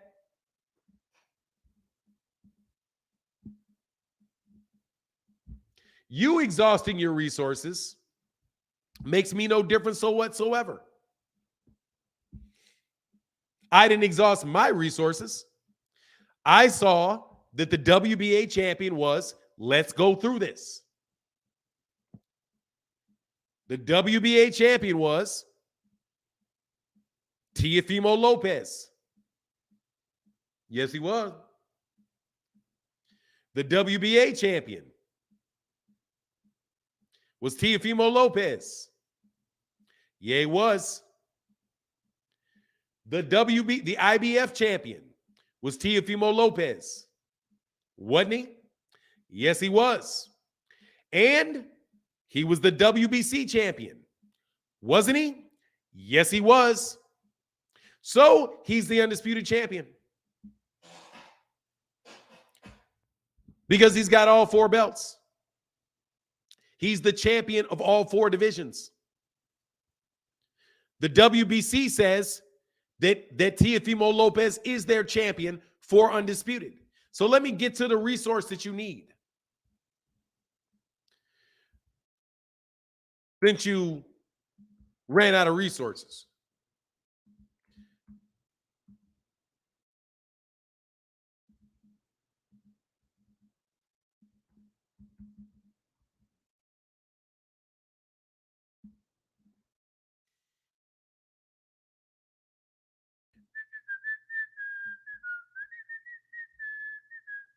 It's really funny how you guys miss all these resources. When there's a resource right here, I pulled up right away.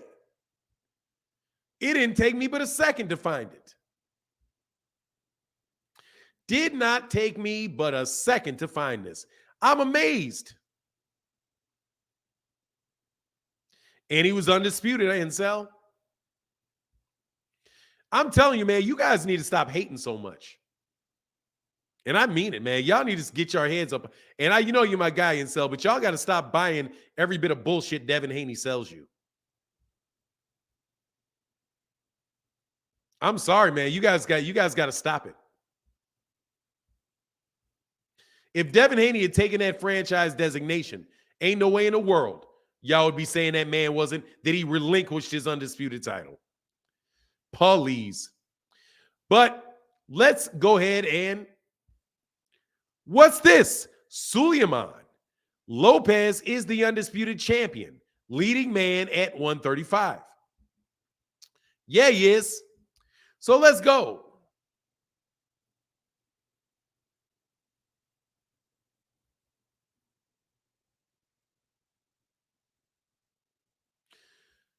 To provide some clarity, the WBC President Mauricio Suleiman has confirmed that the WBA, WBO, IBF, and WBC franchise champion Lopez is indeed the undisputed champion and the man to beat,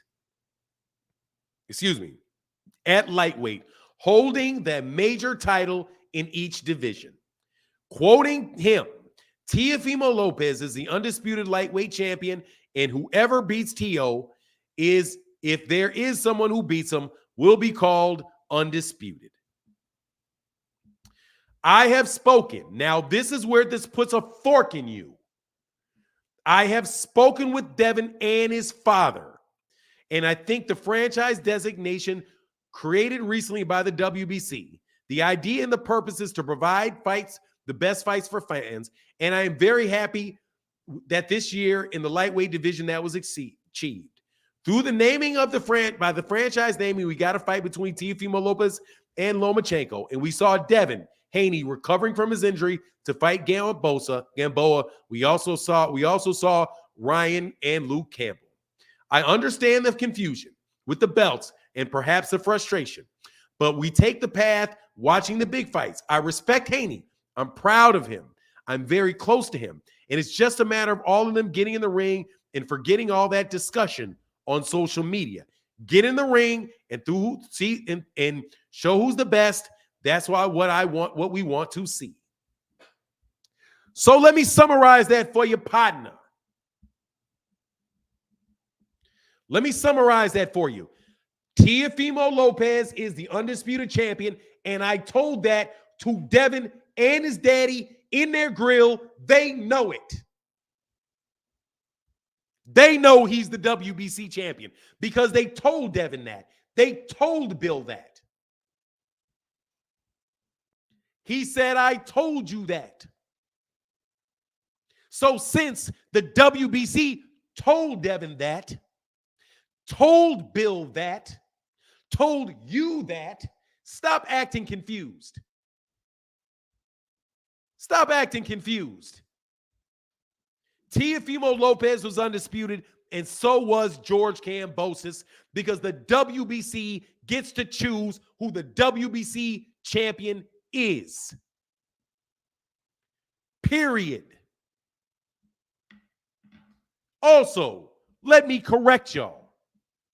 One more again. There was a statement that was made by, I really wish that I don't even have this up here, Instagram.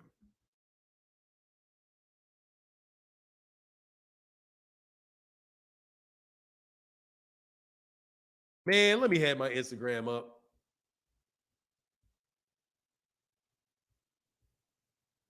So I can show you this. I don't have it on this computer. However, I will read it to you.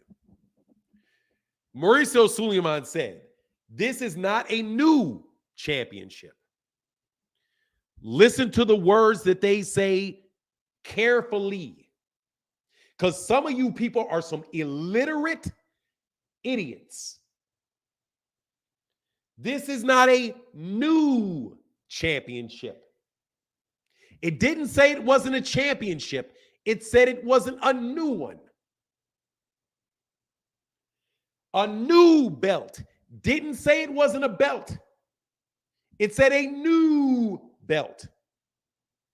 Didn't say it wasn't a belt. It said it wasn't a new belt. Or a new title. Didn't say it wasn't a title. It said it wasn't a new one. It is simply a designation given to a WBC champion. WBC champion. That is the first affirmative statement that he made in this quote. It is a designation to a champion. You cannot have that designation without being a champion. And it is not a new belt. It is not a new championship. It is not a new title. It is a designation given to the champion. A champion. Giving him a variety of options to be able to be the best. He did not say it wasn't a title. He didn't say it wasn't a belt. He didn't say it wasn't he didn't say it wasn't a championship. He said it is a designation given to a champion. Given to a champion. And then he said that the person that holds the franchise championship is the undisputed champion. And anybody that beats Teofimo Lopez will become the undisputed champion. Which tells you what? It can be transferred based on the win in the ring. So guess what? George Kambosos won that designation, won that championship in the ring. which makes him the undisputed champion. And I don't care. That's why I don't like doing these debates. You can't argue with that. That is what that man said. And that man is the one that has the authority to say it. Because he's the same person that had the right to call Devin the champion, a WBC champion, without ever fighting in the ring. And if you say that he can't do that, then guess what? He can't elevate Devin either. But you know he can. And you know I'm right. So you all just don't like it. That's called tough titties, where I come from. That's called so sad, too bad, so sad. That's called hard but fair, sad but true. Sit on it. Accept it. Stop having a rule for Devin and a rule for everybody else. Sorry. Kasim Hassan said, I love the way you handle your business, but I have to put you as the number 2 podcast, Rise number 1. I'm from Baltimore. Hey, thank you, brother. I'll take that. I'll take number 2 as long as you got me. As long as you like me, I'm good. I don't care. You got me number 30. Brother, that green support is what matters, brother. Thank you. And I mean that wholeheartedly. Got Mario in the building. Said, hey, bro, I chat. Thank you, brother. Thank you so much for that support, Mario. Mario is king of the super thanks. Thank you, brother. Mario, king of the super thanks, brother. Thank you for that support, Matty. Joe A in the building. He said, I just think all the title stuff is BS. There should just be one title. These boxing orgs make things confusing because they want to get more money, but it doesn't matter. When we get back to the point, and thank you for your support, Joe A. Devin Haney is the undisputed champion. So was Teofimo Lopez. So was Vasily Lomachenko. And if Devin Haney wants to be named franchise, if he wants that designation, he will still be the undisputed champion. Because he won that in the ring, which is the only important thing there. What is so important about saying that Kambosos didn't do it and that Teofimo Lopez didn't do it? The reason that they say that is because that was used as a reason not to give them credit, so that they would have to fight Devin to prove it. But here's the hypocrisy in that. Nobody is saying that Devin Haney has to fight Gervonta Davis to become undisputed champion. Devin Haney is clearly saying I'm the undisputed champion, even though he doesn't have a mandatory for the WBA, and Gervonta Tank Davis is the WBA champion, because there is no title called the WBA regular title. There is no title called the WBA regular title. It's called the WBA World Champion. And Gervonta Davis is the WBA World Champion. That is his title. And he has mandatories. And he has to defend that and behave like a champion. Devin does not in the WBA. He does not have mandatories. I'm telling you, it is a very, very, very, very, very, and exactly is what it is. Tough titoise, as they say. Tough titoise. There are Muslim pimps. They just ain't good Muslims. Oh, man, look, dude. Look, let me tell you something, man. I don't care about anybody rubbing their religion in my face. I care about what I see you doing.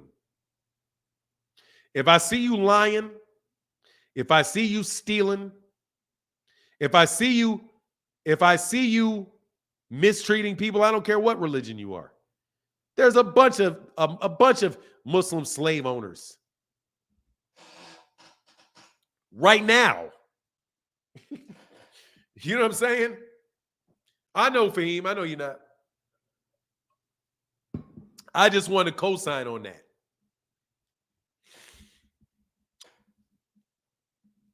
I just want to co-sign on that. I don't care about anybody waving their religion in my face. I love God, and that's above all the rules that you want to set. To me, It's like, okay, you're in the WBA. This guy's in the WBC. That guy's in the IBF. That guy, but the only difference is there's one above all of that. There's one above all of that. There's one that all of y'all answer to. All of y'all answer to him. It, non-it. So whatever. I ain't never let somebody guilt trip me on no stuff like that. Man, please. I be looking at these preachers like, man, you tripping. Man, you better get, man, what? How'd you make that son of yours? Fornication. You out here fornicating with your wife. Man, shut up. I mean, I've been me, man. I don't like none of that stuff. You know what I'm saying? Marriage completes half your Islam. Hey, man, look, that's you guys' business. Much respect to everybody that's Muslim. Keys to the Game Boxing Channel said, I learned something today. Correct me if I'm wrong. Haney being undisputed now with Tank holding the regular belt is the same as Teofimo being undisputed while Devin was holding that belt? Yes. Absolutely. It's the same thing.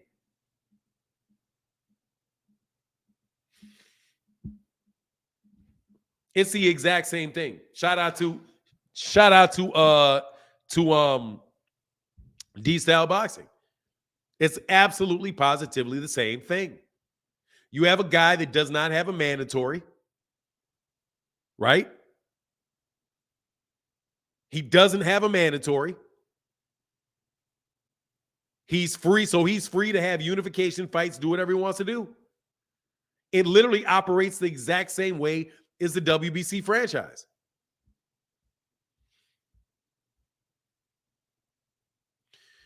Hey, you know what? Let me tell you something. Can I say something about that? Women do not give away their body when they have sex with you.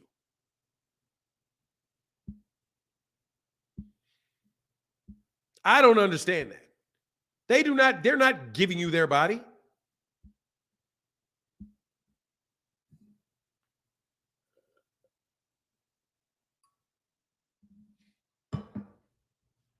They're not giving it to you. You're not taking anything of theirs away with you. You're giving them something. It's the other way around. You don't take anything. They take something. Zenith 360 said exactly, the WBC belt equals WBA World. The WBC franchise equals the WBA Super. If there's a if the franchise is not real belt, then neither is the Super, which means Tank is the real champion and Devin only has a designation and not undisputed. Exactly.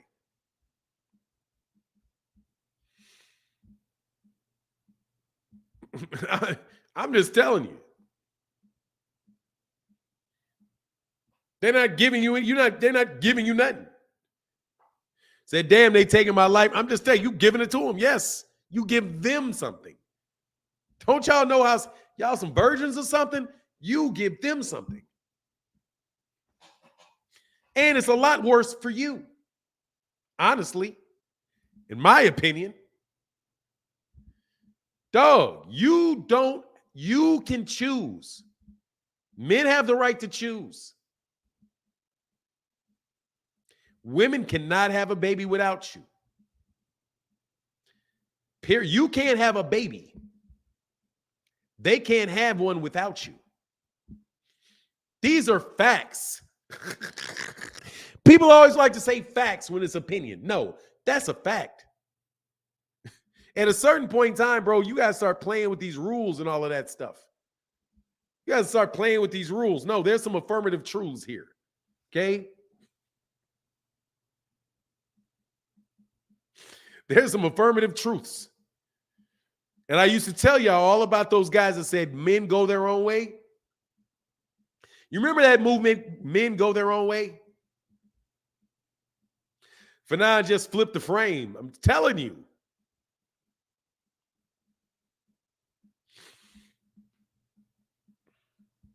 They need you to do that. You ain't never going to have a baby. You know what I'm saying? You ain't never going to give birth to a baby. I don't know men that are overcome with with the need for children. Not all women are either. No, they need you. They're taking your, even when they have sex, they're taking your money. They're not giving you nothing. What? Anyway, bro, dude said it was his bottom itch. Hey, man, I'm just trying to say, you're talking to somebody else. Hey, will Gervonta Tank Davis become a Hall of Famer while just holding the WBA title? How much titles influence who becomes a, he's won championships in 3 divisions. And absolutely he's going to the Hall of Fame. He just did a $20 million gate. Yeah, there's nobody on that list that's not going to the Hall of Fame. Nobody.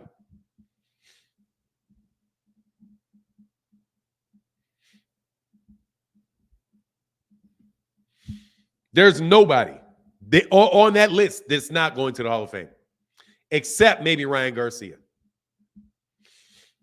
Yeah, Gervonta Davis is going into the Hall of Fame. If he beats Ryan Garcia, he's definitely going to the Hall of Fame. He was a 2-time champion at 130. He's a champion at 140. He's a champion at 135 and 140. And he's a hella fighter that everybody knows. Yeah, Tim Bradley's going into the Hall of Fame. Tim Bradley is in the Hall of Fame.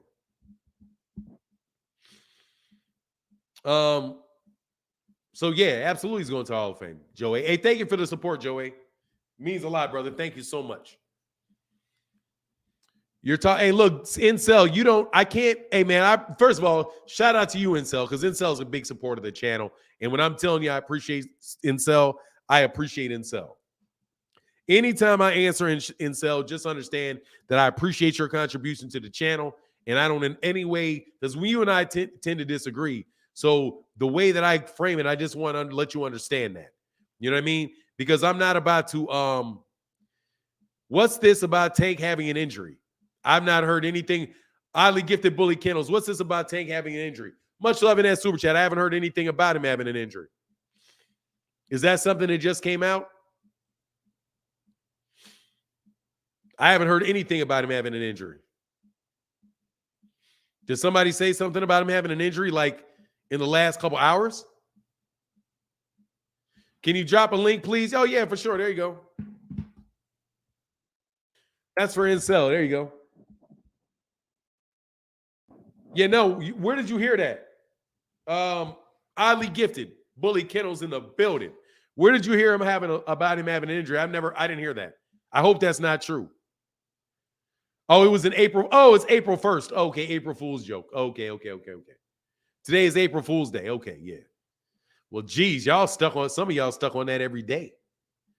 I heard it. I knew it was not true about Tank injury. I seen it on FB, on Facebook. Okay, yeah. They're trying to mess with people today. Nah, they trying to get people today. What time is it? 12? Going on 12? Okay. Yeah. It was an April Fool's joke. Oh, okay. All right, cool. Yeah, okay, it's an April Fool's joke. Okay, that's what's up. Okay, hopefully this is really Incel. Incel. Hello? This is Incel. This is me. All right, good, man, because I was like, please don't be this other dude. What's No, going I'm on, not brother? I don't want to hold up your show too long, but the franchise title I disagree with, because with when Haney had, like, I guess the regular title, let's say, he couldn't apply to be a mandatory to the franchise title. Right. But for as far as but Tank can apply to fight Haney for that super, though. Those are two different things you just said. Right. It's two different. Right. No, literally, listen to what I'm saying. In your first example, you said that Devin Haney could not apply to be the franchise title. Correct. He couldn't get that fight.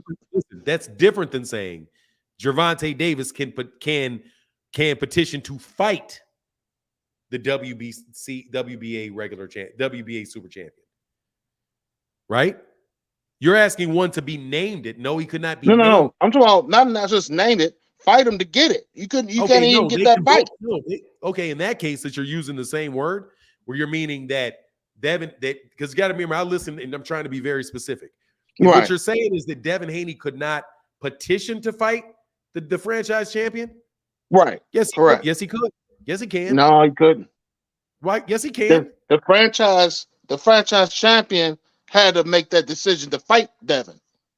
Not the other way around. Devin couldn't say, You said I want that fight. He can apply. He can ask. There's nothing preventing him to ask.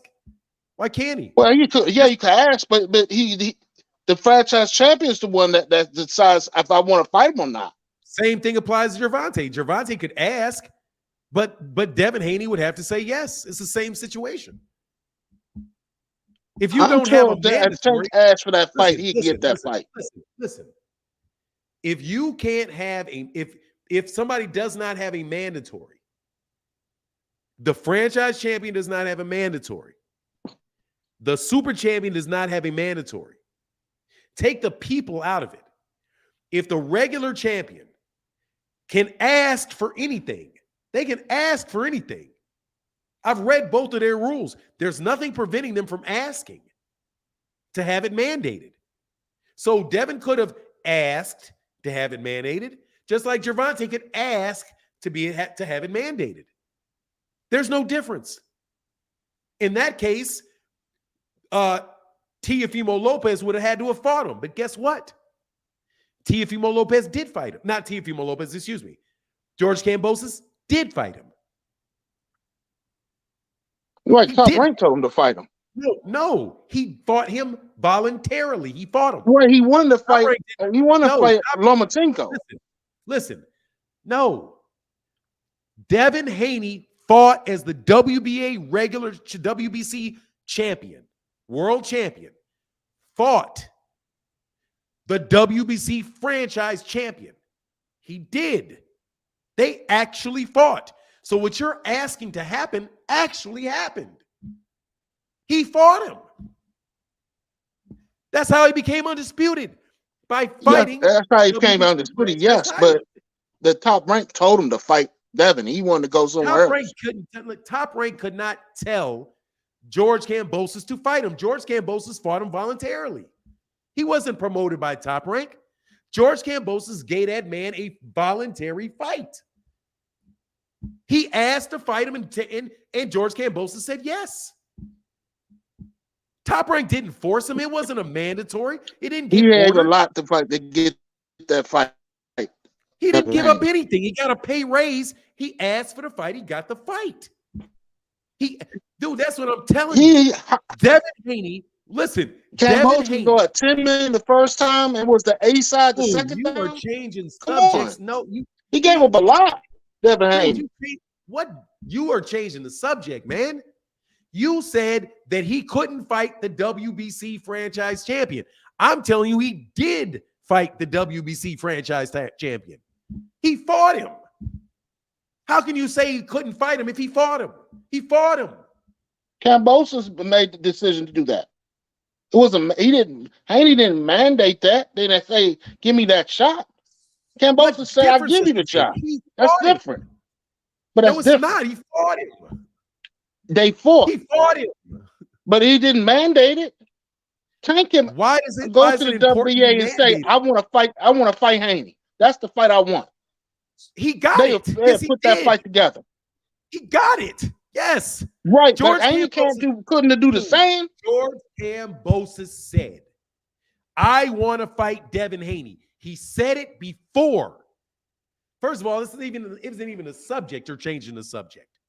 But for just to play with it for a second, the first person that George Kambosos had a negotiation with for undisputed was Devin Haney, not Vasily Lomachenko. It was Devin Haney. They entered into negotiations with DAZN and Matchroom first. DAZN and Matchroom, Devin Haney's team turned it down. And then they went to Lomachenko as a second option. And when Lomachenko went into Ukraine started, then he went back to his number one option, which was Devin Haney. Devin was the first person that George Kambosos negotiated and made an offer to. The first person. Not the second, the first. That's a fact. Okay, all right. So he clearly had an opportunity to fight the franchise champion as soon as Teofimo Lopez lost. And who did Teofimo Lopez lose to? His IBF mandatory, who he had to fight or he would have been stripped of the IBF belt. Before that, who did Teofimo Lopez fight? He fought Lomachenko, who won that belt in the ring the fight before that. Devin Haney has not been put upon in that situation at all.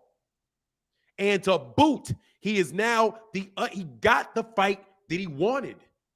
I have no idea why Devin Haney fans and Devin Haney complain about getting everything that they ask for. Literally.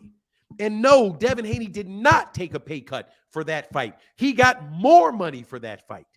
The fight, and I'm talking about the fight with George Kambosos. He got more money for George Kambosos than he was making over at DAZN. And that's something Devin said. The difference was that Devin was complaining because he didn't get as much money as he wanted. Which is not saying is the same. It's not the same thing as saying that you're getting less money than you were making. He just got less money than he wanted. Dude, there's literally there's nothing there for Devin Haney, brother. There's nothing to complain about for this guy. Nothing. He's literally gotten everything this man has ever asked for. Everything. So the idea that he's the only undisputed, and the only reason that he's the only undisputed, the true logic is it's because it's Devin Haney. Because these guys wouldn't fight Devin when Devin wanted him to fight him. He didn't get the fight when he wanted it.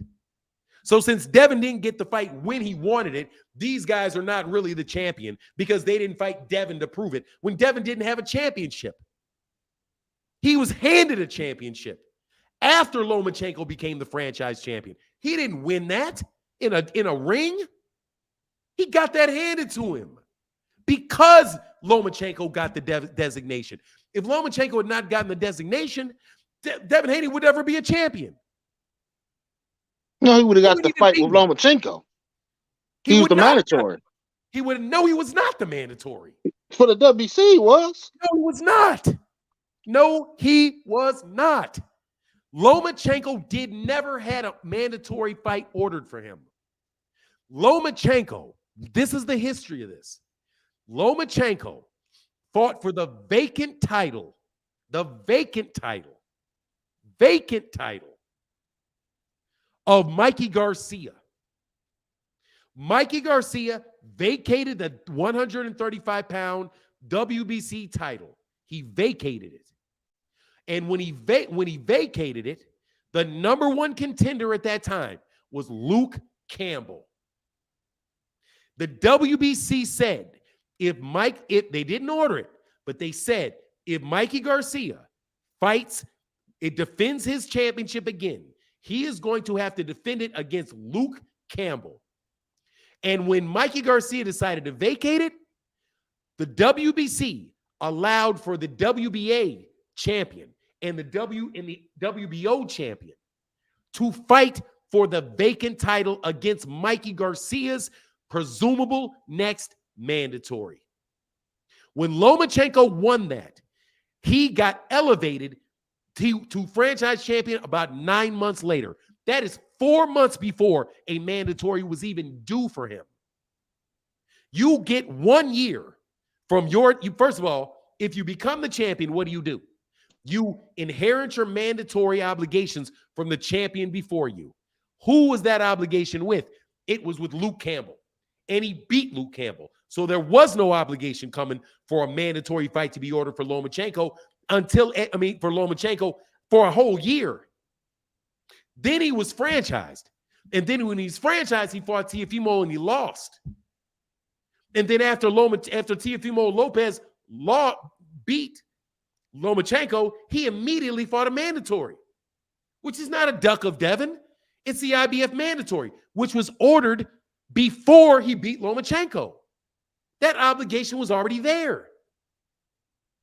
So once the obligation was met, he had to fight George Kambosos. Then he lost to George Kambosos. And then George Kambosos had the franchise, he had the WBA, the WBC, and the WBO. And then what happened?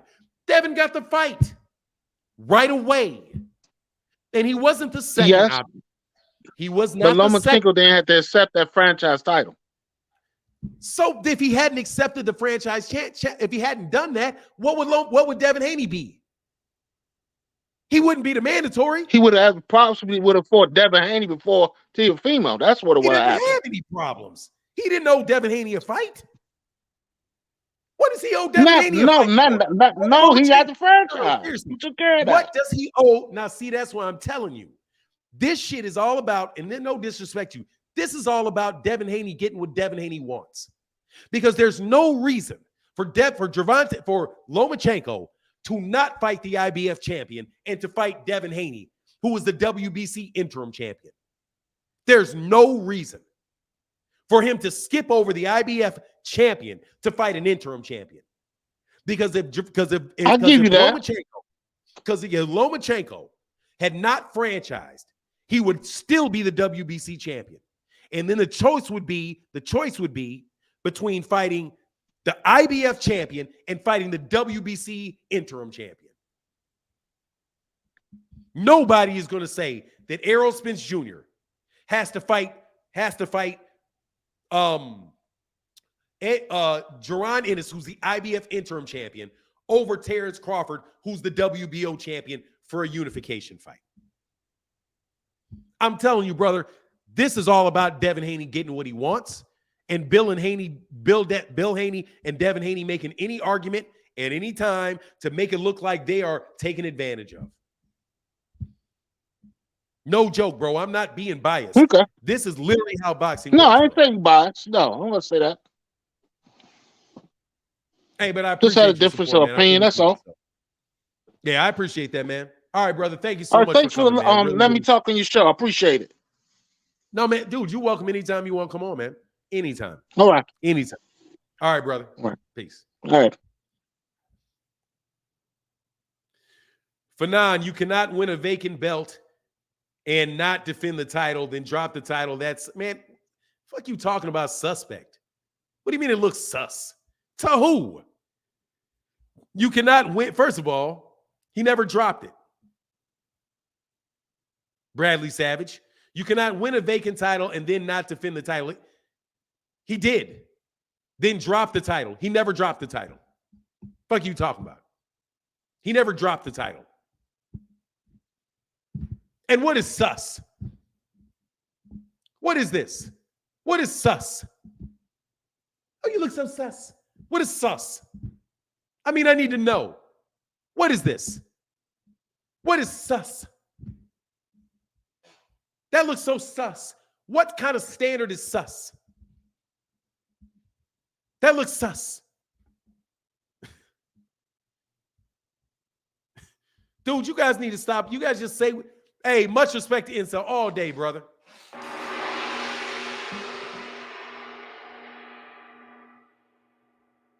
What is that? What is that sus? So what if he took the France? So what?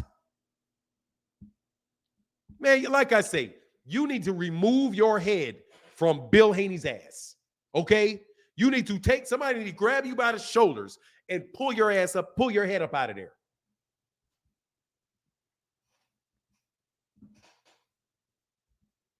I know it's suspect. It means suspect. I know. Then say suspect. That's sus. I don't want to hear that, dog. That's not no standard. What do you mean it looks suspect? So what if it looks suspect? You suspect anything. You don't like how it looks? Good. So what? So what that it looks looks suspect to you? Suspect meaning you ducking the fight. Man, he don't owe him squat. That man don't owe that man squat. And ain't nobody ducked that man but maybe Ryan Garcia. And I'm saying maybe Ryan Garcia, because as of right now, bro, I don't even believe that he ducked that for all the excuses y'all keep making up.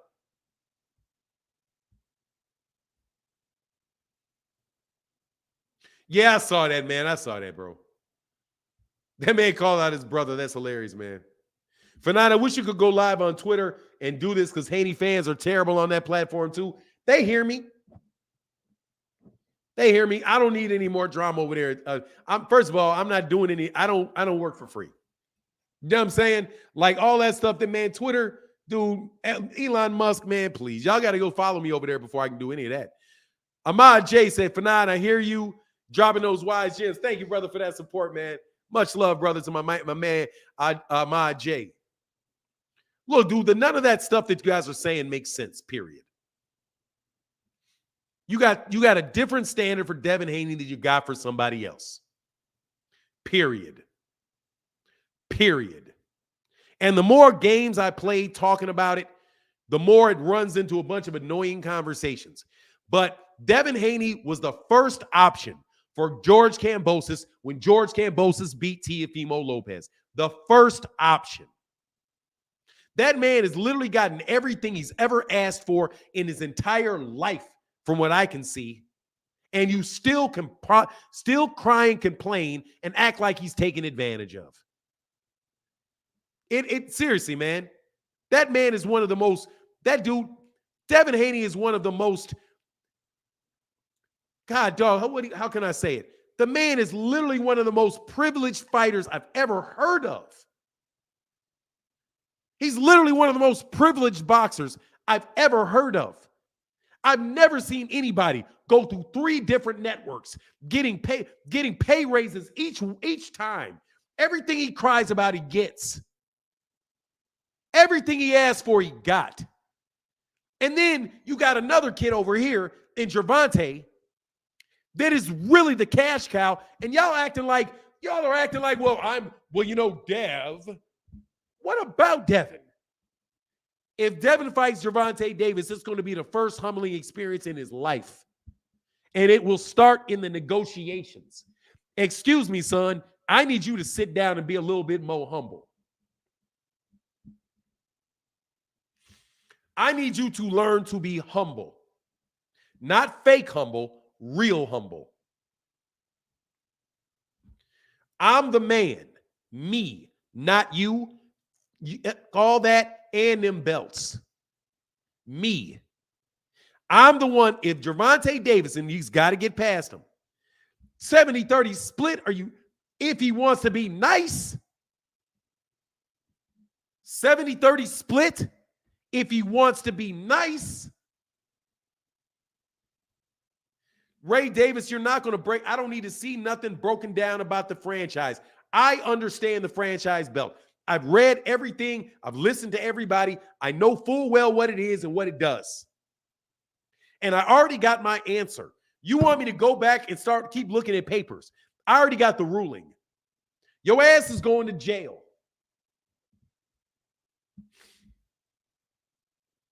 And I mean it. I don't need to hear all of that and take this. No, watch it. I'm telling you, Veem, that's not how I'm going to do it. I'm going to give him advice. No, don't give him a rehydration clause. Gervonta Davis, do not give that man a rehydration clause. Do not ask for a rehydration clause. Insist that the fight is governed strictly by the rules of the IBF.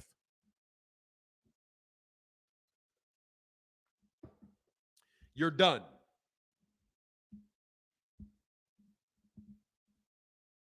I'm not even asking for a rehydration clause. I'm going to do you like this because y'all want to get cute. We are going to abide by the rules of the IBF, period. Whatever those rules are, those are the rules we're following. The IBFs. And I'm not putting it in a rehydration clause. I'm sticking it in something the equivalent of a governance of a governance. The rules of the IBF apply to this fight. And that's all you need to say. That's all you need to say. That the rules of the IBF will be strictly adhered to. Period. That's it. Because that's in the IBF rules. You don't even need a rehydration clause. All you got to do is get these guys to agree because the IBF belt is on the line. The IBF belt is on the line. So there's a reason to do it because the IBF belt's on the line. Easy. And if you don't want to do it, then you got to explain why you don't want to follow the IBF rules. Devin Haney cannot say you gave me a rehydration clause because that would be a lie. No, I didn't give you a rehydration clause.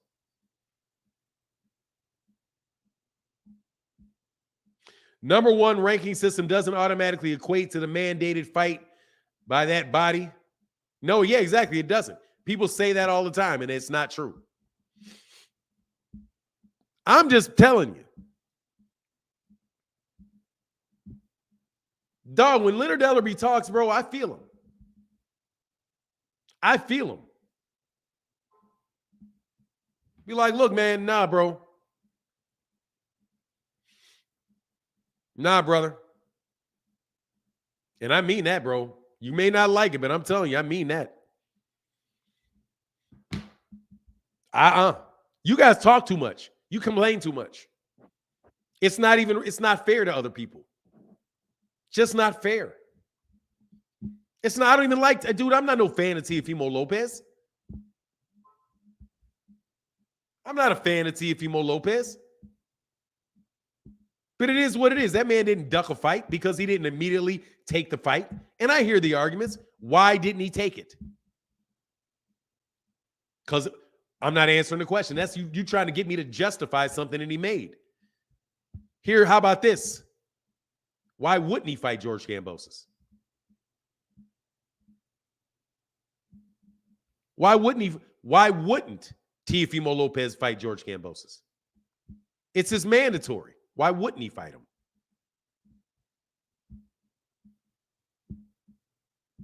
Why would he fight George Kambosos over Devin Haney? Why would he? Not why wouldn't he, why didn't he fight Devin? Why would he fight Devin over George Kambosos? Why? That's a mandatory. It was ordered. Was he supposed to fight Devin Haney instead of Lomachenko? Why? Why would he do that? Instead of why didn't he, why would he? Why would he do that? Why? Why would Lomachenko, why would he? Why would Lomachenko fight Devin Haney before Teofimo Lopez? Why would he? Not why wouldn't he? Why would he? What's in it for him? Teofimo Lopez is the IBF champion. Devin Haney is the interim titleist. Or he's the WBC champion that he already had. Why would he? The answer is because it's Devin. The honest answer to all those questions is because it's Devin Haney. And again, you all are making rules and decisions based off what is good for Devin Haney and not thinking at all or considering at all what the situation is for the person that would be fighting Devin. Why would Gervonta Davis fight Devin Haney instead of Ryan Garcia? Why would he? Why would he? Because it's the right thing to do, according to who? According to you, it's the right thing to do. According to him, he wants a $20 million gate.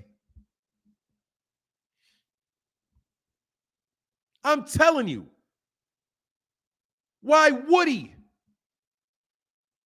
It's just assumed that everything that's good for Devin is what everybody should do. But none of y'all are actually stating that very obvious underlying assumption is that everything in boxing is designed to get Devin what he wants. Well, why won't you give me my candy? Why would I give you candy, you spoiled brat? Why would I? You tell me why I would.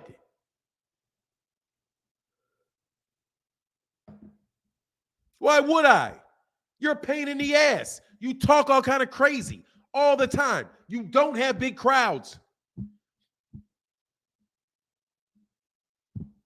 Why would I? And I mean it. That's why I keep asking people about all this stuff like, you know, man, you don't get, why would I do interviews? Why would I? Why would I? I don't see the benefit in it for me. Because the number one thing in boxing and in life for everybody is it starts with what's in your interest.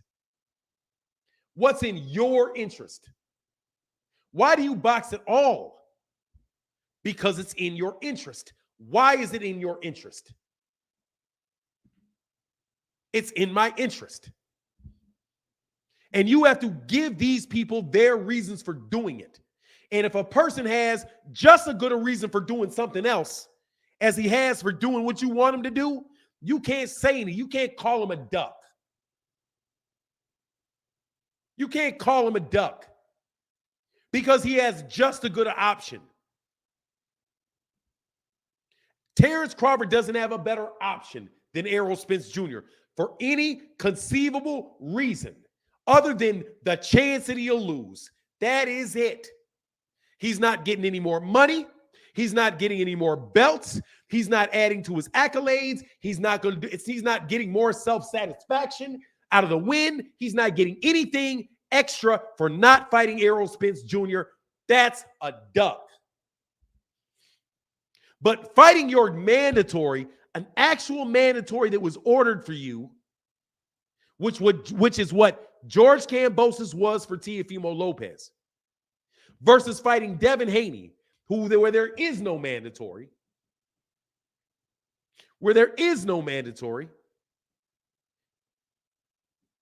is you risk getting stripped for getting nothing extra, according to the sanctioning body that puts on the fights. You all cannot win this argument. I've been telling you. That's why I don't even like even attempting to engage it with people. You guys are blatantly unfair to other fighters for the benefit of Devin Haney. No, he wants a 50-50 fight. There is no 50-50 fight. He doesn't. What do you mean? He wants a 50-50 fight? He's not giving anybody a 50-50 fight in Cell. When did Terrence Crawford ever give somebody a 50-50 fight? You talking about in the money? When? He wants a 50-50 fight? When? When Terrence Crawford has never had a 50-50 fight. If you're talking about purses or the level of competition, either one, he's never had a 50-50 fight. He's always made more money than the other person, with the exception of maybe Amir Khan, which I don't even think was 50-50. I think Amir Khan got more. Marcus, the villain in the building, said that's crazy that these people will say that Devin is mistreated while coming into fights bigger than Errol. Errol must come in at the most at 157 because of the IBF. Yeah. If you fight date you 159. No. Not Errol hasn't had to do that for years, though. To be fair, Marcus the villain, Errol hasn't had to do that for years, though. It's no hate on. I'm not hating. I'm just not going to allow some goofball to beat me in a debate because I insist on saying things that do not make sense. Or basically, put it this way, easily rebutted. The first rule to not losing is don't take a bad match. I'm not going to argue something that doesn't make sense. If I think it's the truth, at the most, I'll stay silent. But 99.9 of this Devin Haney gets duck stuff doesn't make sense. Especially I've been trying to fight you for 4 years. You mean you were trying to fight me when I was you? Listen to this. Listen to what Devin said. Listen to what they said. They were running for me for 4 years. 4 years. 4 years. Now, I've not done this research yet. I'm going to do real-time research. Real-time research for you. Okay? On just the statement that they made about how Devin Haney, man, I've been chasing this guy for 4 years. Right? That's what he said about Lomachenko. He's been chasing him for 4 years. Lomachenko has been ducking him for 4 years. 4 years ago, and I'm going to do this real time, so you don't think that I just decided I was going to say something and I know the answer. I don't know the answer. But I suspect this answer. Something fierce. Watch this. I bet you I'm right. 4 years ago was 2019.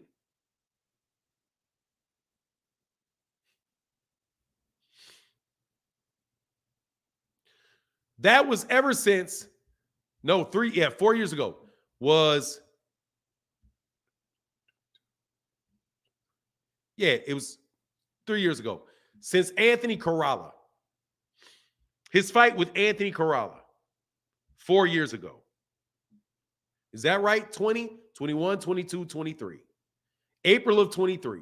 It would be since Anthony Corrala. Anthony Corrala. Was he chasing him since Anthony Corrala? Clearly not. Clearly not. Do you know why? Because he fought Luke Campbell 4 months after that. And before that, Devin Haney was not in the rankings to get a fight with Lomachenko. So maybe if he means 4 years from 5 months from now, really from here. This is the first fight he had. This. How many fights did it take him to get there, bro? Since he won them. 1, 2, 3 fights. 3 fights. 3 fights. 1, 2, 3, call 4 fights. That's how long you've been waiting. 4 fights. For Lomachenko, but he wasn't waiting for Lomachenko.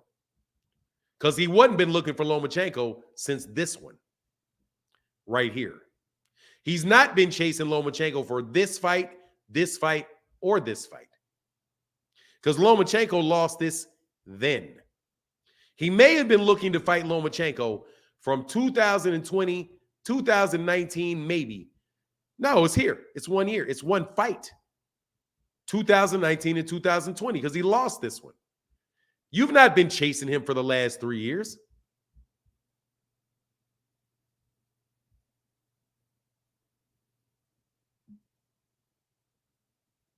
He ain't been chasing him since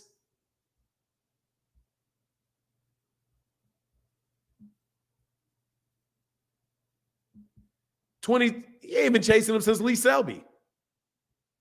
I didn't realize he fought Lee Selby. No, that's George Kambosos.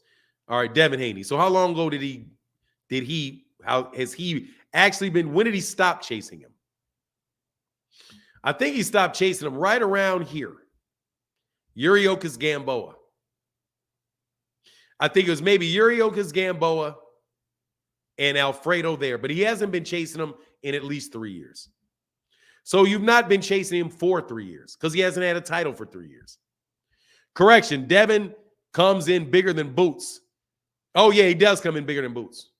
Yeah, he does. He comes in bigger than Boots. It's funny stuff, but I got to get out of here, man. Look, man, thank you to everybody in the support in their chat. Did y'all hit the like buttons, man? Them likes buttons. Haney should sign with the PBC. I mean, look, man, first of all, both of these guys got to get past these fights. These are not easy fights. But thank you guys so much for your support. I'm about to get up out of here. I got to. And because I got something coming up where I need to get out in not too long. But, hey, y'all take care of yourself. Oh, Kamal said you missed my super chat. My bad. Let me go back up. Kamal, thank you, brother, for telling me. Kamal said, Z-Side Bud. Z-Side Bud was B-side to Glass Joe Khan. Yeah, he was. Kamal, yeah, he was. I had to correct it. Yeah, he was. Much love in that super chat. But nah, man, he hasn't been chasing Lomachenko in like 3 years. He hasn't chased him in 3 years. Because Lomachenko ain't been a champion in going on 3 years. Or 4 years. I mean, yeah, at least 2.5 years. Anyway.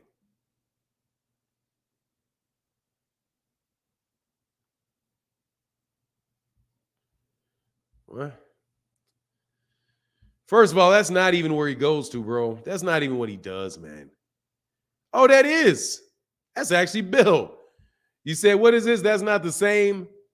What is that? That's not what Loma's manager said. I said it to his face at the press conference. I don't know what you're talking about, bro. You have to, Bill, you got to be a little bit more clear on that one. That's not what Loma's manager said. I said it to his face. I don't know what you mean. You got to put that in the chat, bro. But I got to bounce up out of here, man. Anyway, you have to clarify that, brother. I don't know what you mean, man. And again, don't get it twisted, bro. I'm arguing with fans, man. Y'all got to do what y'all got to do. Nah,